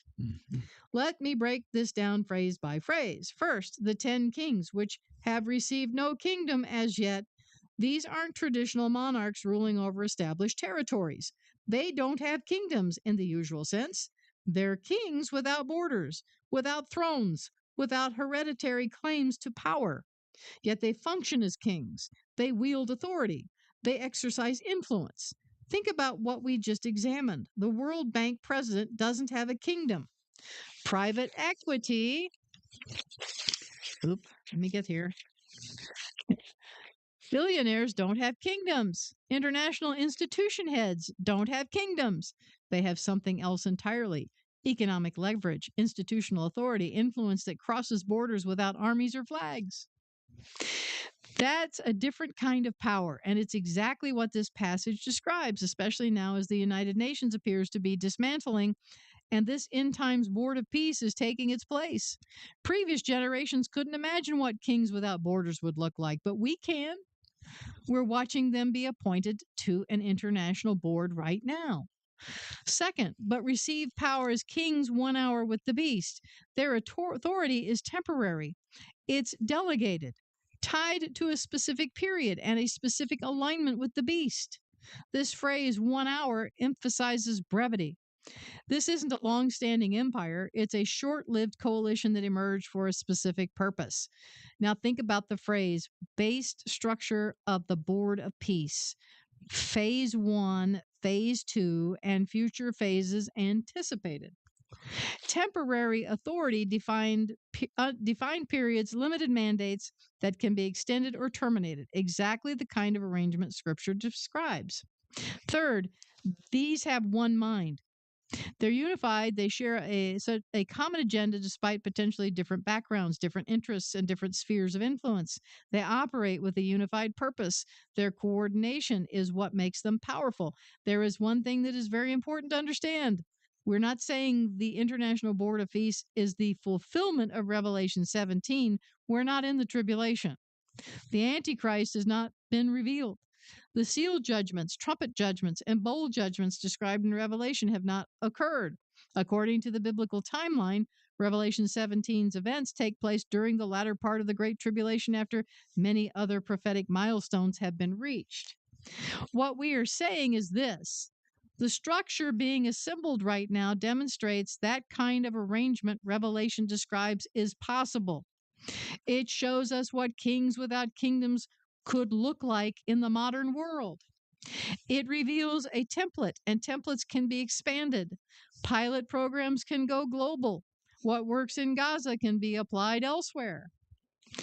What we are witnessing in this board of peace structure matches the prophetic pattern. When you see the characteristics laid out side by side, the alignment becomes striking. First, it's multinational. This isn't an American initiative dressed up with international support. The Board of Peace generally includes figures from multiple nations and institutions. The Turkish foreign minister, UAE officials, the UN coordinator, the World Bank president. Invitations have reportedly been sent to approximately 60 countries. 60. This is a coalition, not a unilateral action, and this connects directly to Daniel's covenant with many. The multinational nature isn't accidental, it's defining characteristic. It's the defining characteristic. Daniel didn't say the covenant would be with one nation or two nations. He said with many. Board of Peace has sent invitations to approximately 60 countries. Second, it's time limited and phase based. The structure is explicitly organized around phases. Phase 1 was the ceasefire. Phase 2 is Phase 2 is the stabilization and reconstruction. Future phases are anticipated. This isn't permanent governance. It's temporary authority for specific purposes with built-in transitions, exactly like the quote, 1 hour described in Revelation 17. And here's what's significant about temporary authority. It can always be extended. It can always be expanded. What starts as a limited mandate can grow into something much larger, right? Third, it's technocratic. Many of the key figures don't derive their authority from democratic elections or hereditary succession. They derive it from institutional positions, economic power, or appointed roles. This is governance by expertise and influence, not by traditional political legitimacy. This has kind of always been the case, right? Look at Meta. Mm-hmm. Yeah. Well, I mean, you think about the fact that they said World War II, that the elites stood above World War II and they gave money to both sides. Yes, they did. This is simple. Well, the Vatican. Right. I mean, you know. So this is sort of similar, right? Yeah. And what I'm seeing here is when you look at this, you can see the blending of the iron and the clay, right? Mhm. You can see the blending of the brick and mortar with the oil and the you can see And all even this AI. blending. And even AI, AI. Yeah. Technocratic authority operates above normal accountability. These figures answer to institutions, not to citizens. That concentration of unaccountable power is exactly what end times prophecy describes. Can you Mhm. imagine when the Christians are all gone and there's nobody to reign over this? Right. Right. Fourth, it uses incentives, aid, enforcement mechanisms, and oversight rather than direct military conquest. The Board of Peace isn't sending armies to conquer Gaza. It's using reconstruction funding, security arrangements, international recognition, and coordinated pressure to shape outcomes. The power is real, but it operates through systems rather than warfare. Mhm. The 10 kings of Revelation don't need crowns, they need coordination. The end times coalition described in Scripture doesn't require traditional empires, it requires figures who can coordinate their influence toward a unified purpose. It requires exactly the kind of arrangement we're watching being assembled right now. But there's an even older prophecy we need to examine, a warning from the book of Daniel that describes how the final covenant begins. Daniel 9:27, and he shall confirm the covenant with many for 1 week, and in the midst of the week he shall cause the sacrifice and the oblation to cease. Notice the key phrases because they match what we're seeing with striking precision. First, he shall confirm the covenant. The word confirm is significant. It doesn't say he shall create the covenant. It says confirm, or in some translations, strengthen. Okay? This suggests the covenant already exists in some form and is formalized or empowered by this figure. Existing agreements are being formalized, existing frameworks are being strengthened, and existing coordination is being institutionalized. Second, with many. This isn't a bilateral agreement, it's a covenant with many parties, many nations. Daniel saw this exact characteristic over 2,500 years ago, right? Third, for 1 week. In prophetic language, 1 week typically represents 7 years, the duration of the Great Tribulation. This covenant has a specific time frame. It's not permanent. Again, we want to emphasize that this Board of Peace is the covenant Daniel describes. We don't know that, but what we can say is this: the Gaza peace agreement appears to be functioning as a pilot theater where multinational coordination is being tested. The structures being built, the frameworks being established, the precedents being set. All of this creates infrastructure that could eventually support something bigger or larger. This is stage setting, this is template building, this is machinery being assembled. Daniel says something else about this covenant. It has a midpoint. In the midst of the week, that's when the great abomination of desolation happens. Every covenant that promises peace carries within it the possibility of betrayal. And here's what's crucial. The betrayal comes precisely when people feel most secure. This leads us to a warning from the Apostle Paul that directly addresses the deceptive nature of end times peace. 1 Thessalonians 5:3, for when they shall say peace and safety, then sudden destruction comes upon them as travail upon a woman with child, and they shall not escape. Did you catch the trigger? When they shall say peace and safety. Not when they say war, not when they say danger, not when they say crisis. Think about the language being used right now: ceasefire, stabilization, reconstruction, international cooperation, security frameworks, peace plan, board of peace. What is all of this language designed to communicate? Peace and safety. This is precisely when sudden destruction comes, not during the chaos, but during the calm. The danger isn't in the war, the danger is in the peace that follows. This connects to the warning given to us by our Lord Yeshua, Jesus, in Luke 21:34-36. And take heed to yourselves, lest at any time your hearts be overcharged with surfeiting, consuming too much of any one thing, is what that means, and drunkenness and cares of this life, so that that day comes upon you unawares. For as a snare shall it come upon all them that dwell on the face of the whole earth. Watch you therefore, and pray always that you may be accounted worthy to escape all these things that shall come to pass, and to stand before the Son of Man. The one important word God chooses in this passage is snare. Not loud. A snare is not obvious. A snare catches you precisely when you are not expecting it. You stepped into it while your guard was down, while everything seemed calm. What creates the condition for the snare? Not persecution, not tribulation, surfeiting. It's spelled surfeiting. Overindulgence, numbing distractions, cares of this life. This is why understanding that prophecy can unfold through diplomacy, not just war, is so critical. If you're only watching for invasion, you'll miss the agreement. If you're only watching for conquest, you'll miss the cooperation. Why is this moment different from previous peace efforts?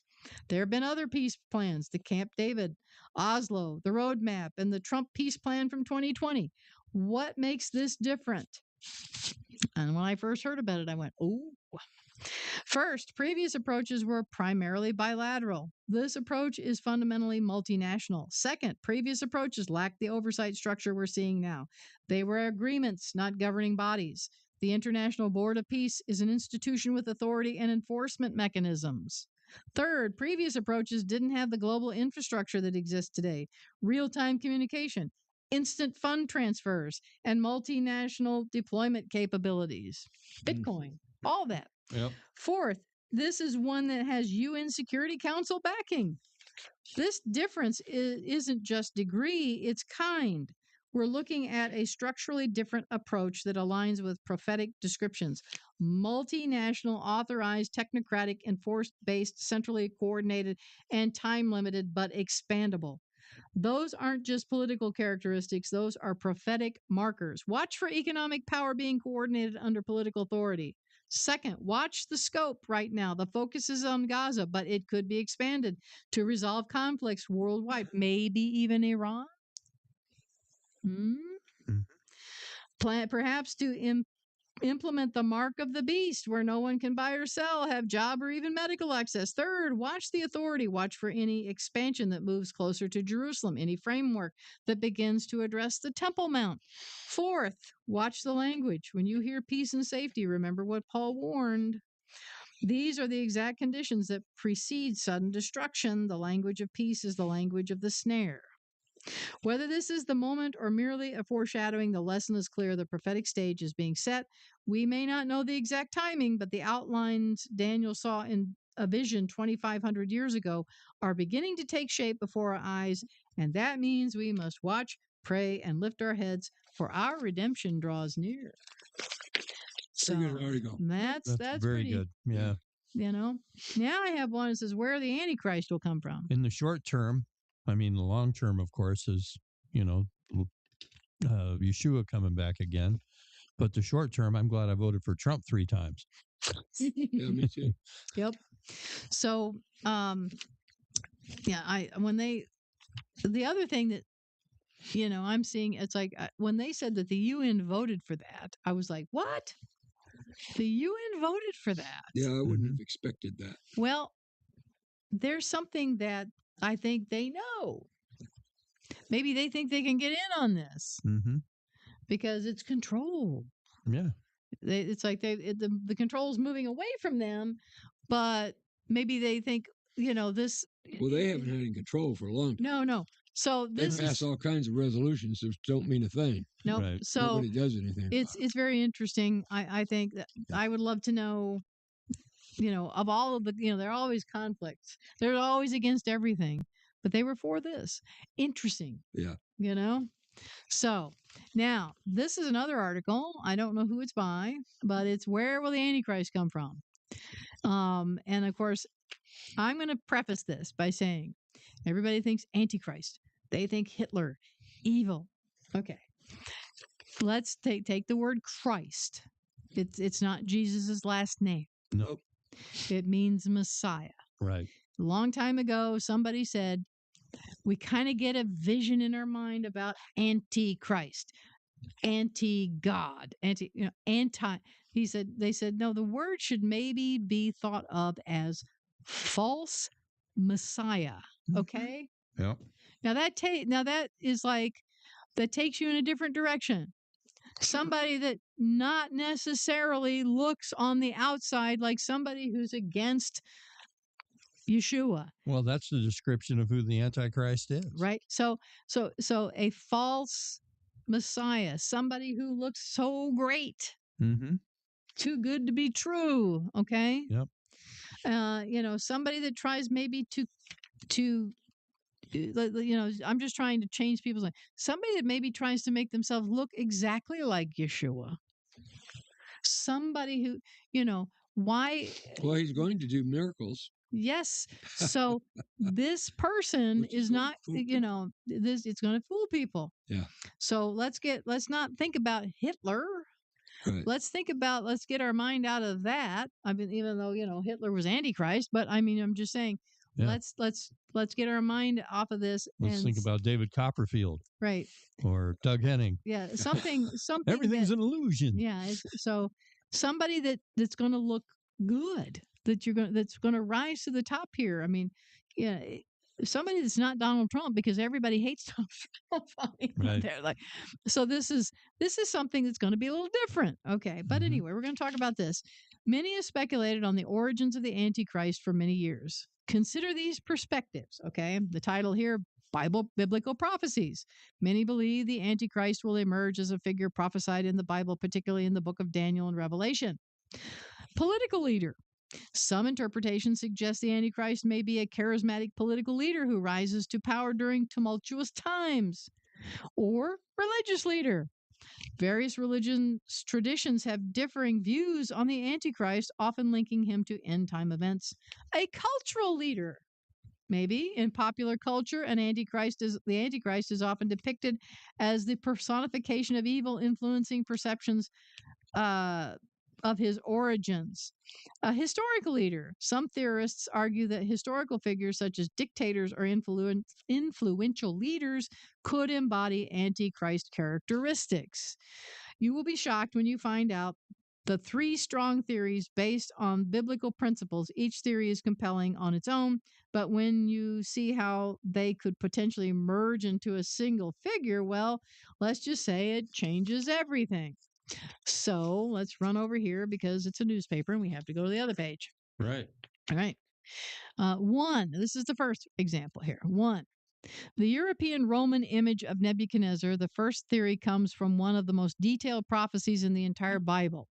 And it's been the dominant view among prophecy scholars for centuries. In Daniel chapter 2, we read about King Nebuchadnezzar's dream of a massive statue that represents the succession of world empires. Listen carefully to this description. This image's head was of fine gold, his breast and arms of silver, his belly and his thighs of brass, his legs of iron, his feet of part iron and of part clay. That's from Daniel 2:32 and 33. Now, here's where it gets fun. and exciting. Daniel explains that each metal represents a different empire that will rule the world. The head of gold represents Babylon, the chest and arms of silver, the Medo-Persian Empire, the belly and thighs of bronze, Greece under Alexander the Great. But then we get to the legs of iron, that is Rome. And notice something crucial about this statue. It doesn't end with Rome as we know it historically. It ends with 10 toes, part iron and part clay. What does this mean? The Roman Empire will be revived in some form, but it will be a mixture, partially strong, partly like iron, and partly weak like clay. It will be a coalition. Now, we just talked about the coalition, right? Right. In that other thought. Not a single unified empire like the original Rome. Daniel 7 gives us even more specific details that will absolutely blow your mind. Daniel sees the same empires represented as four beasts. When he gets the fourth beast, Rome, to the fourth beast, when he gets to the fourth beast, Rome, he's terrified. After this, I saw in the night visions, and behold, a fourth beast, dreadful and terrible and strong exceedingly, and it had great iron teeth. It devoured and brake in pieces and stamped the residue of it with the feet of it, and it was diverse from all the beasts that were before it. It had 10 horns. Okay. Coalition. Different. Right? 10 horns, just like the 10 toes. But then Daniel sees something that it changes everything. I considered the horns, and behold, there came up among them another little horn, before whom there were 3 of the first horns plucked up by the roots. And behold, in this horn were eyes like the eyes of a man, and a mouth speaking great things. That's Daniel 7:8. That little horn with eyes like a man and a mouth speaking great things, that's the Antichrist. But notice something absolutely crucial here. He doesn't conquer the Roman system from outside like a foreign invader. He doesn't come as an obvious enemy. He emerges from within the 10-nation Roman Empire. And this is what makes this theory so compelling. When you look at modern Europe, the European Union currently has 27 member nations, but many prophecy scholars believe we'll see a core group of 10 nations that will form the prophetic nucleus of this revived Roman Empire. Some point to the Western European Union, others to various European military or economic alliances that could evolve into this 10-nation confederation. Or, as we read, possibly from this Board of Peace. Right? Mhm. We're going to add that in there. How many Yep. members does the Board of Peace have right now? Now, there's They 60. divided 60. 60, but I don't think countries. 60 came. No, I don't No. know. I don't Because know I know yet. Putin didn't come. No, I don't know yet how many have fully accepted. I saw him up there. They took a photograph of him. It looked like it was about 25 or 30. Mm-hmm. So With half all, of them came. yeah, with all the friction within the European Union recently, that is a strong possibility. Think about this. If this theory is correct, the Antichrist won't be some obvious dictator who seizes power through military conquest. He won't be the stereotypical villain that we can easily identify and reject. He'll be a legitimate European political leader who rises through normal diplomatic processes. He'll be elected, not conquered. He'll be trusted, not feared. He'll be part of the system we already recognize as legitimate international governance. I would say it'd be interesting. I mean, this Roman thing, Roman Empire is kind of maybe like the name, maybe not even quite exactly right. I don't know, but we'll see. Scholars like John F. Walvoord and J. Dwight Pentecost and Tim LaHaye have argued for decades that this European Antichrist will be a master politician who understands how to work within existing power structures. He'll speak the language of diplomacy, human rights, and international cooperation. By the time people realize his true agenda, he'll already have consolidated power through completely legal means. But here's where it gets even more intriguing. The prophecy says he will subdue 3 of the 10 kings, not conquer, subdue. Mm-hmm. This suggests political maneuvering, economic pressure, or diplomatic coercion rather than military action. He's not just a conqueror, he's a brilliant strategist who knows how to neutralize opposition without appearing to be the aggressor. Some scholars look at the exact same scriptures and see something completely different. But what if we've been looking in the wrong direction entirely? Now, this is the second theory, right? The Middle Eastern Islamic origin. This is why some of the most respected prophecy scholars have completely reconsidered the traditional European view. When the Roman Empire fell in 476 AD, it didn't just disappear, it actually split into two parts centuries earlier. The Western Roman Empire, centered in Rome, collapsed under barbarian invasions. But the Eastern Roman Empire, which we call the Byzantine Empire, continued for another 1,000 years with its capital in Constantinople. This is the detail that changes absolutely everything. The Eastern Roman Empire, which lasted until 1453, encompassed most of what we now call the Middle East, modern day Turkey, Syria, Iraq, Jordan, and parts of Saudi Arabia and Egypt. All of this was Roman territory for over a millennium. But it gets even more fascinating when we read Daniel 9:26 about the quote of the people of the prince that shall come and who would destroy Jerusalem and the temple. We automatically assume this refers to the Romans who destroyed Jerusalem in 70 AD, and that's correct. It was Roman legions. But here's the historical detail that most people miss. Those Roman legions were largely composed of Syrian and Arab auxiliary troops, not Italian soldiers. The historian Tacitus records that the 5th and 10th legions that actually carried out the destruction of Jerusalem were recruited primarily from Syria and the surrounding regions.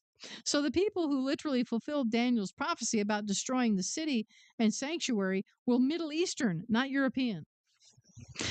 If the Antichrist comes from the people who destroyed Jerusalem, wouldn't that point to a Middle Eastern origin rather than a European one? Now, this theory becomes absolutely mind-blowing. In Islamic eschatology, there's a figure called the Mahdi, a prophetic leader who Muslims believe will appear in the end times. And the parallels to biblical prophecy about the Antichrist are absolutely stunning. According to Islamic tradition, the Mahdi will unite the entire Muslim world under his leadership, establish global justice and eliminate oppression, rule from Jerusalem, and perform miraculous signs that prove his divine calling. Sound familiar? Mm-hmm. Some scholars like Joel Richardson, Walid Shubat, and Mark Hitchcock argue that the biblical Antichrist and the Islamic Mahdi are the same person. Walid Shubat's still around, huh? Yeah, I think so. A charismatic Middle Eastern leader who will unite the Islamic world and then use that platform to deceive the rest of the world. Think about the current geopolitical situation. There are nearly 2 billion Muslims worldwide, spread across dozens of nations.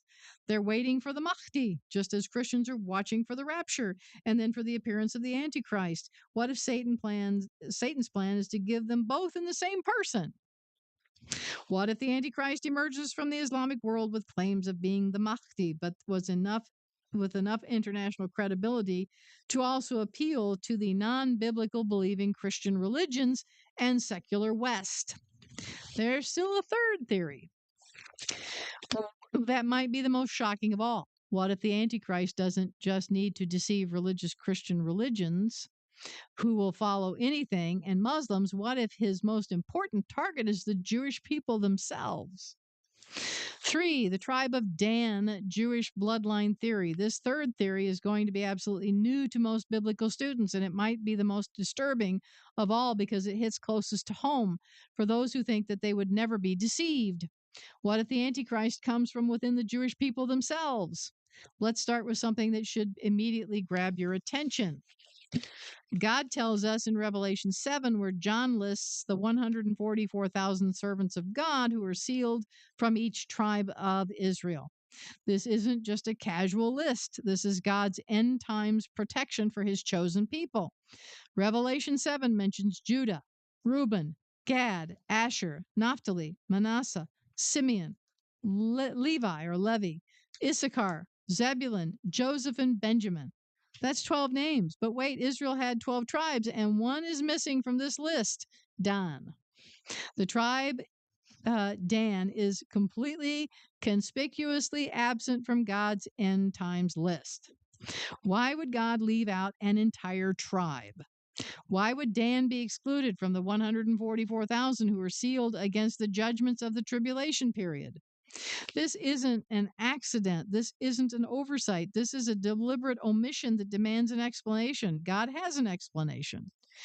We will see this when we go back to the very beginning. So, Jacob's prophetic blessing over his 12 sons in Genesis 49. When Jacob gets to Dan, he says something that should send chills down your spine. Dan shall be a serpent by the way, an adder in the path. It bites the horse's heels, so that his rider shall fall backward. Genesis 49:17. A serpent, an adder in the path. In biblical symbolism, what does the serpent mean or represent? From the very beginning in Genesis 3, the serpent has been the symbol of Satan himself. But it gets worse. Look at the historical record of what the tribe of Dan actually did. In Judges 18, we read about Dan doing something no other tribe did. They became the first to introduce systematic idolatry into Israel. They didn't just fall into idol worship accidentally. They actively sought out false gods, hired their own priests, and set up an entire false religious system that corrupted worship in Israel for generations. The golden calf. And the children of Dan set up the graven image.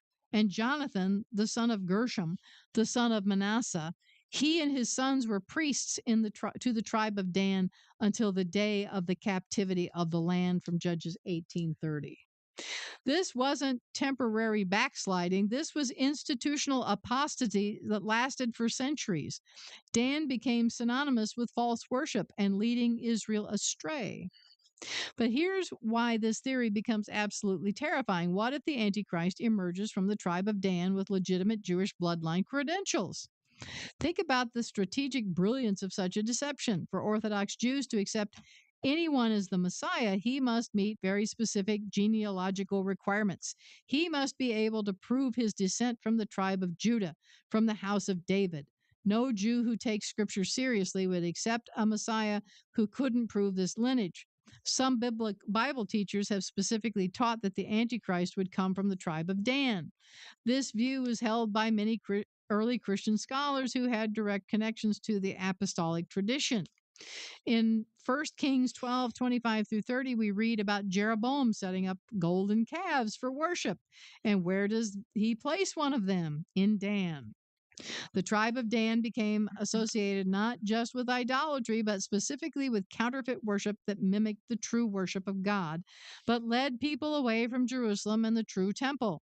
Could the man that Israel hails as their long-awaited Messiah actually be from the very tribe that has historically led them into false worship? Could the tribe that introduced idolatry to Israel be the one to introduce the ultimate idol, a false Messiah who will demand worship of himself? Here's the most disturbing part. If the Antichrist comes from within the Jewish community with convincing messianic credentials, he won't just deceive Israel, he'll also deceive the rest of the world. What if we don't have to choose between these three theories? What if they're all correct? What if the Antichrist is a figure who somehow embodies elements from all three origins: European political heritage, Middle Eastern religious credibility, and Jewish messianic credentials? That is very possible, as Jews have been scattered into more than 107 countries of the world and are found in high political positions. How can he fool Israel? Or how will he fool Israel? The temple deception is one of the ways the Antichrist will be able to fool the Jewish people into accepting him as their long-awaited Messiah. This isn't just another religious con game. This is the culmination of a 2,000-year wait, the fulfillment of Israel's deepest hopes, and the key that unlocks his path to global domination. Here's what most people don't understand about Jewish messianic expectations and why this deception will be so devastatingly effective. For an Orthodox Jew to accept anyone as the Messiah, that person must meet very specific, non-negotiable requirements that have been established by centuries of rabbinical scholarship and biblical interpretation. First, he must be able to prove his descent from the tribe of Judah. This isn't a suggestion. It's an absolute requirement based on Genesis 49:10. The scepter shall not depart from Judah, nor a lawgiver from between his feet until Shiloh come. And unto him shall the gathering of the people be. No one outside of the tribe of Judah can legitimately claim to be the Messiah. Of course, Shiloh is another name for the Messiah, right? He must also be from the house of David. Isaiah 11:1 declares, and there shall come forth a rod out of the stem of Jesse, and a branch shall grow out of his roots. Jesse was David's father. So the Messiah must be able to trace his lineage directly back to King David himself. Of course, we know Yeshua is the branch, but Right. then he must be able to rebuild the temple and restore the sacrificial system. This expectation is based on passages like Ezekiel 37:26 through 28. Moreover, I will make a covenant of peace with them.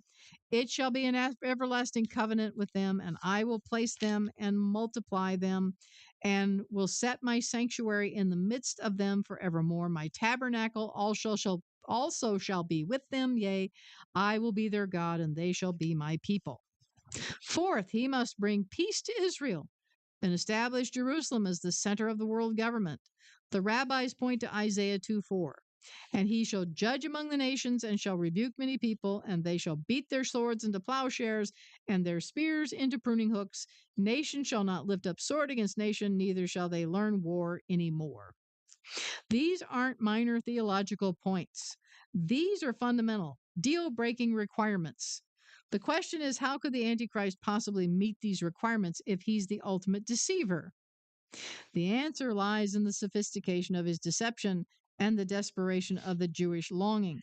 The real test will be his ability to enable the rebuilding of the third temple, and here's where the current events become absolutely fascinating. Okay? Right now in Jerusalem, there are organizations like the Temple Institute that are actively preparing for the rebuilding of the temple. They've recreated dozens of the vessels and implements needed for temple worship, woven priestly garments, identified and trained men from the tribe of Levi, and even bred red heifers required for purification rituals. All that's missing is the political will and the security situation that would make temple reconstruction possible. And this is precisely where the Antichrist's political skills will come to play. Daniel 9:27 gives us the exact mechanism he'll use. And he shall confirm the covenant with many for 1 week. And in the midst of the week, he shall cause the sacrifice and oblation to cease. And for the overspreading of abominations, he shall make it desolate. He confirms a covenant, a peace treaty for 1 week, which in biblical prophecy refers to 7 years. For the first half of this 7-year period, 3.5 years, he will not only allow, but actively enable the rebuilding of the temple and the resumption of the sacrificial work. Like I said, he's going to make himself look like Christ, isn't he? The Messiah. Think about what this means strategically. For 3.5 years, he will be Israel's greatest protector and ally. He'll provide the security guarantees, negotiate the political agreements, and make their deepest dreams come true. Can you imagine the gratitude, the relief, and overwhelming joy? For the first time in nearly 2,000 years, they'll be able to offer sacrifices in their rebuilt temple. They'll believe that the Messianic age has finally begun. But there is more to this deception than just enabling temple worship. The Antichrist will also need to fulfill the expectation of bringing peace to Israel. Consider the current situation in the Middle East. Israel is surrounded by enemies. Now imagine a leader emerging who can somehow resolve all of these conflicts, someone who can negotiate a comprehensive peace agreement, neutralize the Iranian threat without military conflict. Well, that's that's not exactly that's kind of going on right now. And convince the Arab world to accept Israel's right to exist. This wouldn't just be a political success, it would appear to be a miraculous intervention. When people can see impossible problems suddenly resolved, they don't just feel grateful, they feel like they're witnessing divine intervention. And if this leader also moves his headquarters to Jerusalem, establishing it as the center of his international authority, wouldn't this fulfill the Jewish expectation that Jerusalem will become the capital of the world? But here's where the prophecy becomes absolutely chilling. Our Lord Jesus himself warned about this exact scenario in Matthew 24:15 and 16.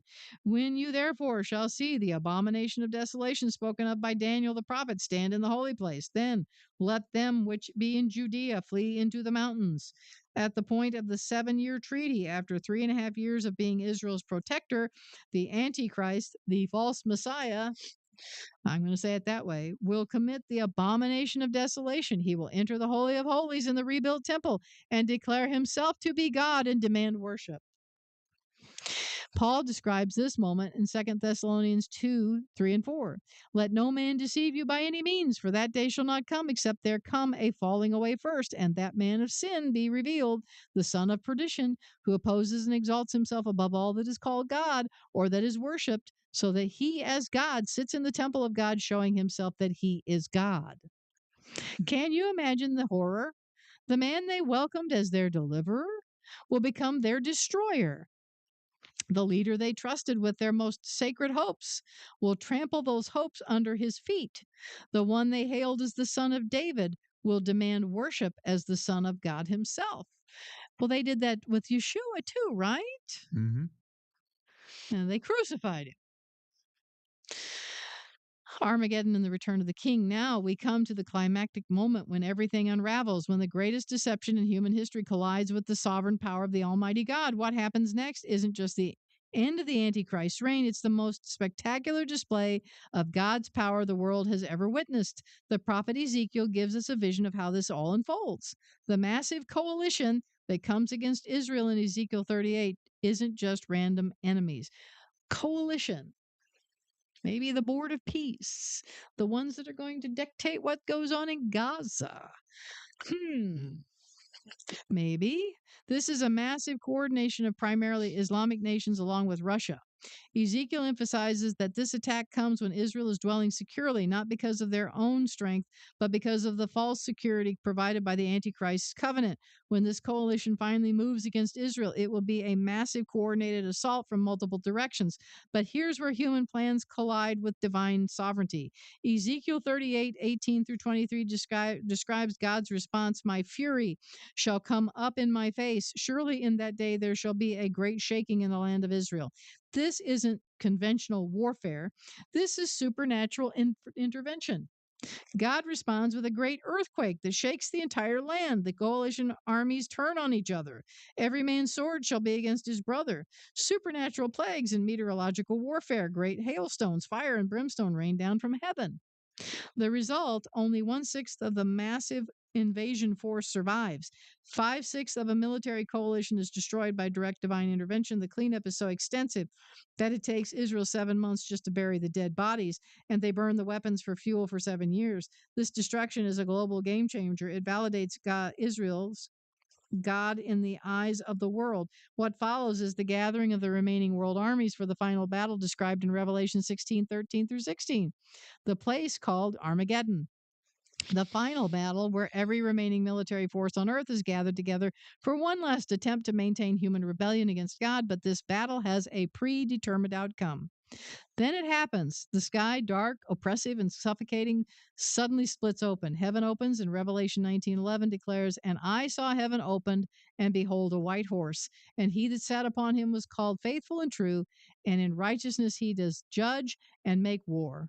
Eyes like a flame of fire, many crowns on his head, a robe dipped in blood. His name is called the Word of God. This is Jesus Christ, but not the Jesus of the manger. This is Jesus the judge, Jesus the warrior, Jesus the king, and he's not alone. And the armies which were in heaven followed him upon white horses, clothed in fine linen, white and clean. Revelation 19:14. Look at the contrast. The Antichrist sees the rider on the white horse, and instead of surrendering, he does the unthinkable. He commands his armies to attack.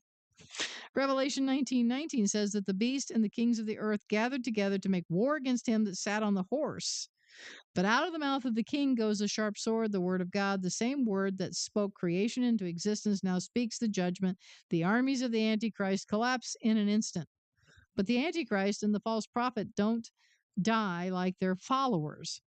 And the beast was taken, and with him the false prophet. And these both were cast alive into a lake of fire burning with brimstone. Revelation 19:20. Read that carefully. Cast alive into a lake of fire. No trial, no defense, immediate eternal justice. The man who deceived the world and proclaimed himself God is judged directly by Christ, by Yeshua. The millennium, restoration and peace, the death of the Antichrist isn't just an ending, it's the beginning. While the Antichrist and the false prophet are in the lake of fire, Satan is bound for 1,000 years in the bottomless pit. For 1,000 years, the earth will experience peace. The millennium The martyrs who died for refusing the mark will live and reign with Messiah. They move from chaos to peace. They will beat their swords into plowshares. Nation shall not lift up sword against nation. Satan is bound and the false prophet is gone. From global control to divine rule, no more surveillance, no more economic manipulation. Christ governs the perfect justice, but with righteousness shall he judge the poor and reprove the iniquity for the meek of the earth. Isaiah 11:4. I think it's interesting to contemplate this person, Mm-hmm. that what all might he be? What all might he encompass? And like they're saying here, he's got to be able to deceive all these groups of people. The whole world has to be able to agree that this guy is going to rule things. So, Be happy with it. Huh? And be happy with it. and be Yeah, happy. it's very interesting that he says that the 3 of the 10 kings will be subdued. Hmm. Arnold Fruchtenbaum says 3 of the 10 kings will be killed. And it doesn't say that. it doesn't say that. It says Yeah. subdued. Subdued. And so subduing something is different. Right. That's a very specific thing. You have to wonder, well, why do they need to be subdued? Right. But we're getting our minds kind of out into what's going on now, and maybe looking ahead. Like I said, I think it was important to talk about this board of peace and think about these kings, these people that are above borders, these people that, I mean, think about Elon Musk. Does he really have to worry about borders? I mean, he's got so much money, and he's sort of living above it all. He can, they had him come over to China. He can go anywhere he wants because of this power that he has. That is like, he is like a king. He's like a ruler, like way back when. He has so much influence. But he has all of this influence, all this power, and it's not a kingdom. Yeah. He's an entity in himself. So this is just, I'm thinking it's a different way to think about things, a different way to. Just look what he's done in Russia. Yeah. He cut off Russia's satellite ability here during the Ukraine war, and totally just cut them off. But he's activated the satellite systems over Iran right now. Right. Yeah. And he's not a king. Yeah. And he's not a military person. Right. But he's influencing and directing a war. Right. Right. So it's an interesting place to take our mind. These 10 kings, without kingdoms, without borders, without a military. It'll be interesting. But I thought that's what I do. I think about these things, and when I see something like this, and I think, well, this is another way to think. This is another possibility. Thinking outside the box. Yeah, because it rarely seems that things go like we think they're going to go. Right. It rarely seems that God does what we expect him to do. I mean, he's given us an outline. He's given us a template. He's given us some very specific things. That's why he says study to show yourself approved. To show yourself approved, because so that's why we bring that to you every week. Right. That's why we're asking you to think about this. Get in those scriptures. Study those scriptures. The deception is coming. That's right. And unless you have this down, unless you're just at least get familiar with it, because it says that the whole world is going to run after the beast. That's right. That's Matthew chapter 24 and Daniel chapter 9. Right. So are two of the main scriptures that apply. Yeah. So if you're a Christian and you've never read the Bible, you need to. You need to know what you believe in, right? I mean, we have a book.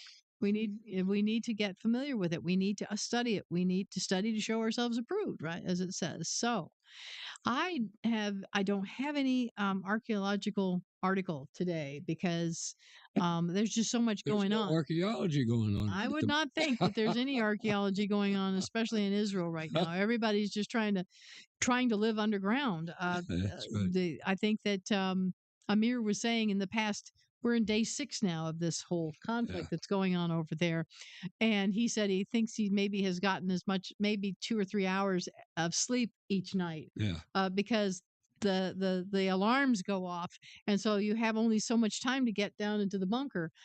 He actually couldn't even do what he normally does from his, I guess, offices. I noticed something when they were showing Yingst on Oh, Fox Trey Yingst. News was showing inside of a shelter. And I thought this was extremely interesting. They have installed a device in there that allows them to get inside these shelters and will protect them against poison gas. Oh. And guess what? One of the Bible codes says that Iran has developed a cyanogen gas. Mm-hmm.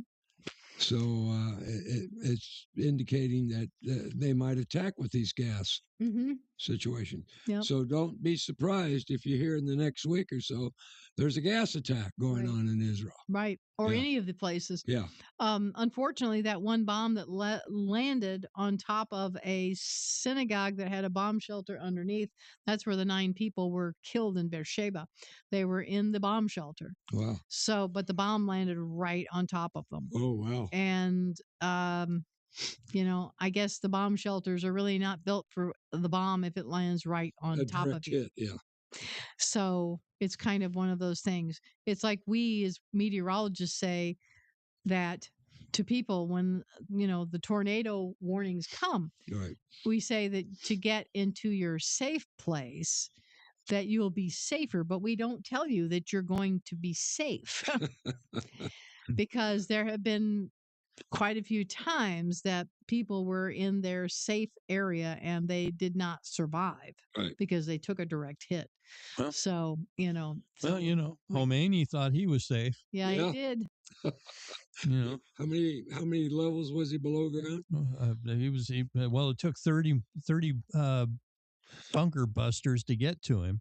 The Moab. Yeah. The mother of all bombs. Yeah. So it took 30 of them. Yeah, then they got to him, and he was. I mean, it's not like dead is dead, but it was just the ceiling falling on top of him. Yeah, that was well fortified. Right. Yeah.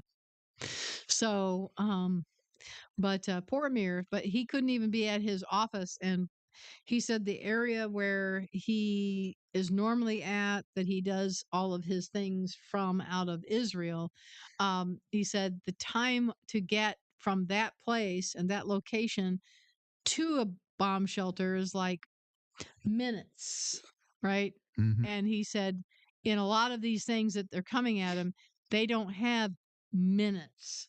They have seconds. Yeah. And so he said it wasn't, I guess he brought his crew to where he lives and the bomb shelter there to help. I don't know the whole crew, but that they brought them there so that, they are seconds away from where they have to take shelter.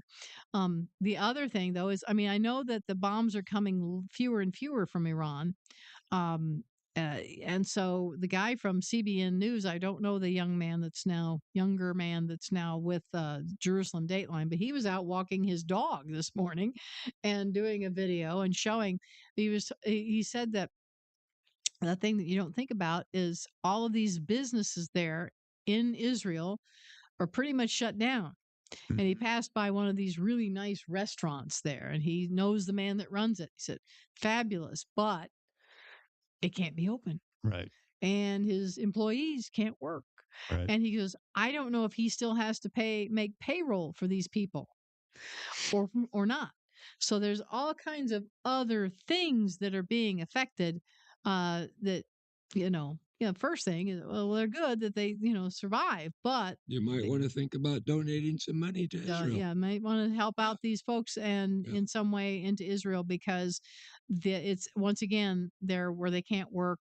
And If you don't know the address in Israel, you can send it to the embassy, the Israeli embassy mhm. in I think it's Washington D.C.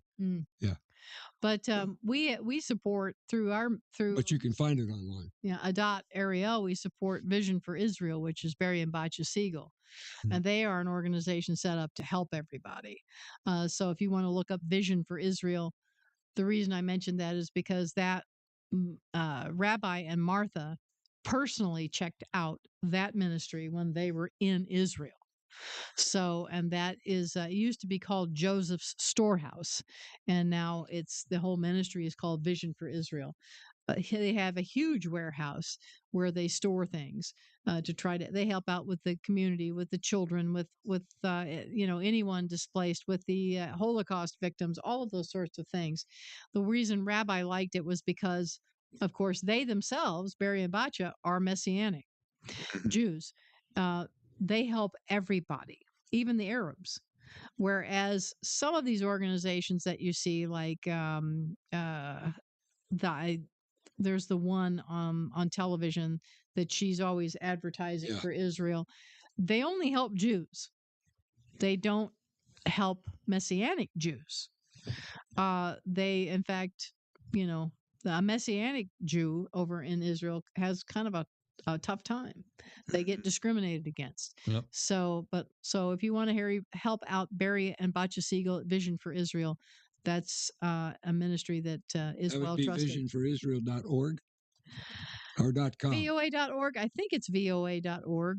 But you just have to type in there Type it in and it'll come up. and it'll come up. So, but we trust them. So, there's like a ministry, or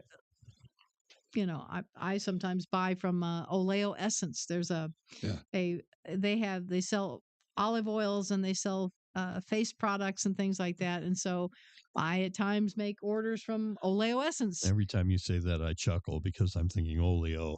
Yeah. You know? Yeah, Olea. It's spelled OLEA, Olea Essence, and You'll they be rubbing margarine all over yourself. Yep, and it's olive oil. It's something similar, It's olive oil based products, and so every once in a while I buy from them. So buy Israeli made products. That can help the folks there as well. But of course now day 6, and going into day 7 of this conflict, and whether you want to call it, I think Donald Trump's calling it a war, but Yeah. that got him into trouble for a little bit there. But his power has been maintained, as far as I know. I think that they were doing a vote today. They did one in the Senate that failed. It was rejected. It was the one in the Congress rejected today. Yeah. Okay. So he still has his power. He still has his power. So he has like 60 days before he has to go and declare anything. So At the rate they're going, they won't need 60 days. No. We hope not. We hope not.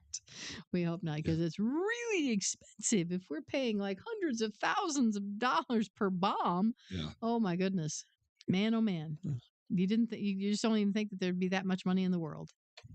Oh well. So, but tomorrow evening we will be having Shabbat services here at Adat Ariel. And I hope that Brother Larry is, he's going through physical therapy now and tells us how much it's hurting him. So pray for him. You're beating me up. Yeah. Pray for Donald Trump and Prime Minister Netanyahu. Yes. Pray for the United States. And all the people in Israel. And the innocent people in Iran. That's right. That are enduring this. All the innocent people all over the Middle East, all these countries that are getting bombed. So prayer for protection, that only the bad guys get taken out, right? And so join us tomorrow evening for Shabbat, bringing a message there. And if you want to keep this program coming your way, Jim will tell you how. If you'd like to make a donation, you can send it to Truth in Life Today, 1301 Enterprise Way, Suite 63, Marion, Illinois, 62959. That's Truth in Life Today, 1301 Enterprise Way, Suite 63, Marion, Illinois, 62959. In your envelope, stick a little note in. Tell us how you'd like your donation to be used. All righty. So, and like I mentioned, we celebrated Purim last night. If you'd like to see that message, it's on Rumble and YouTube and Twitch, I guess. Or Twitch, you said evaporates, right? After Well, so yeah. long. Whenever I go into my computer here and I just delete the file, it stays on YouTube and Rumble, but it disappears from Twitch for Oh, whatever okay. reason. There's no library on Twitch. So what do they search for on YouTube?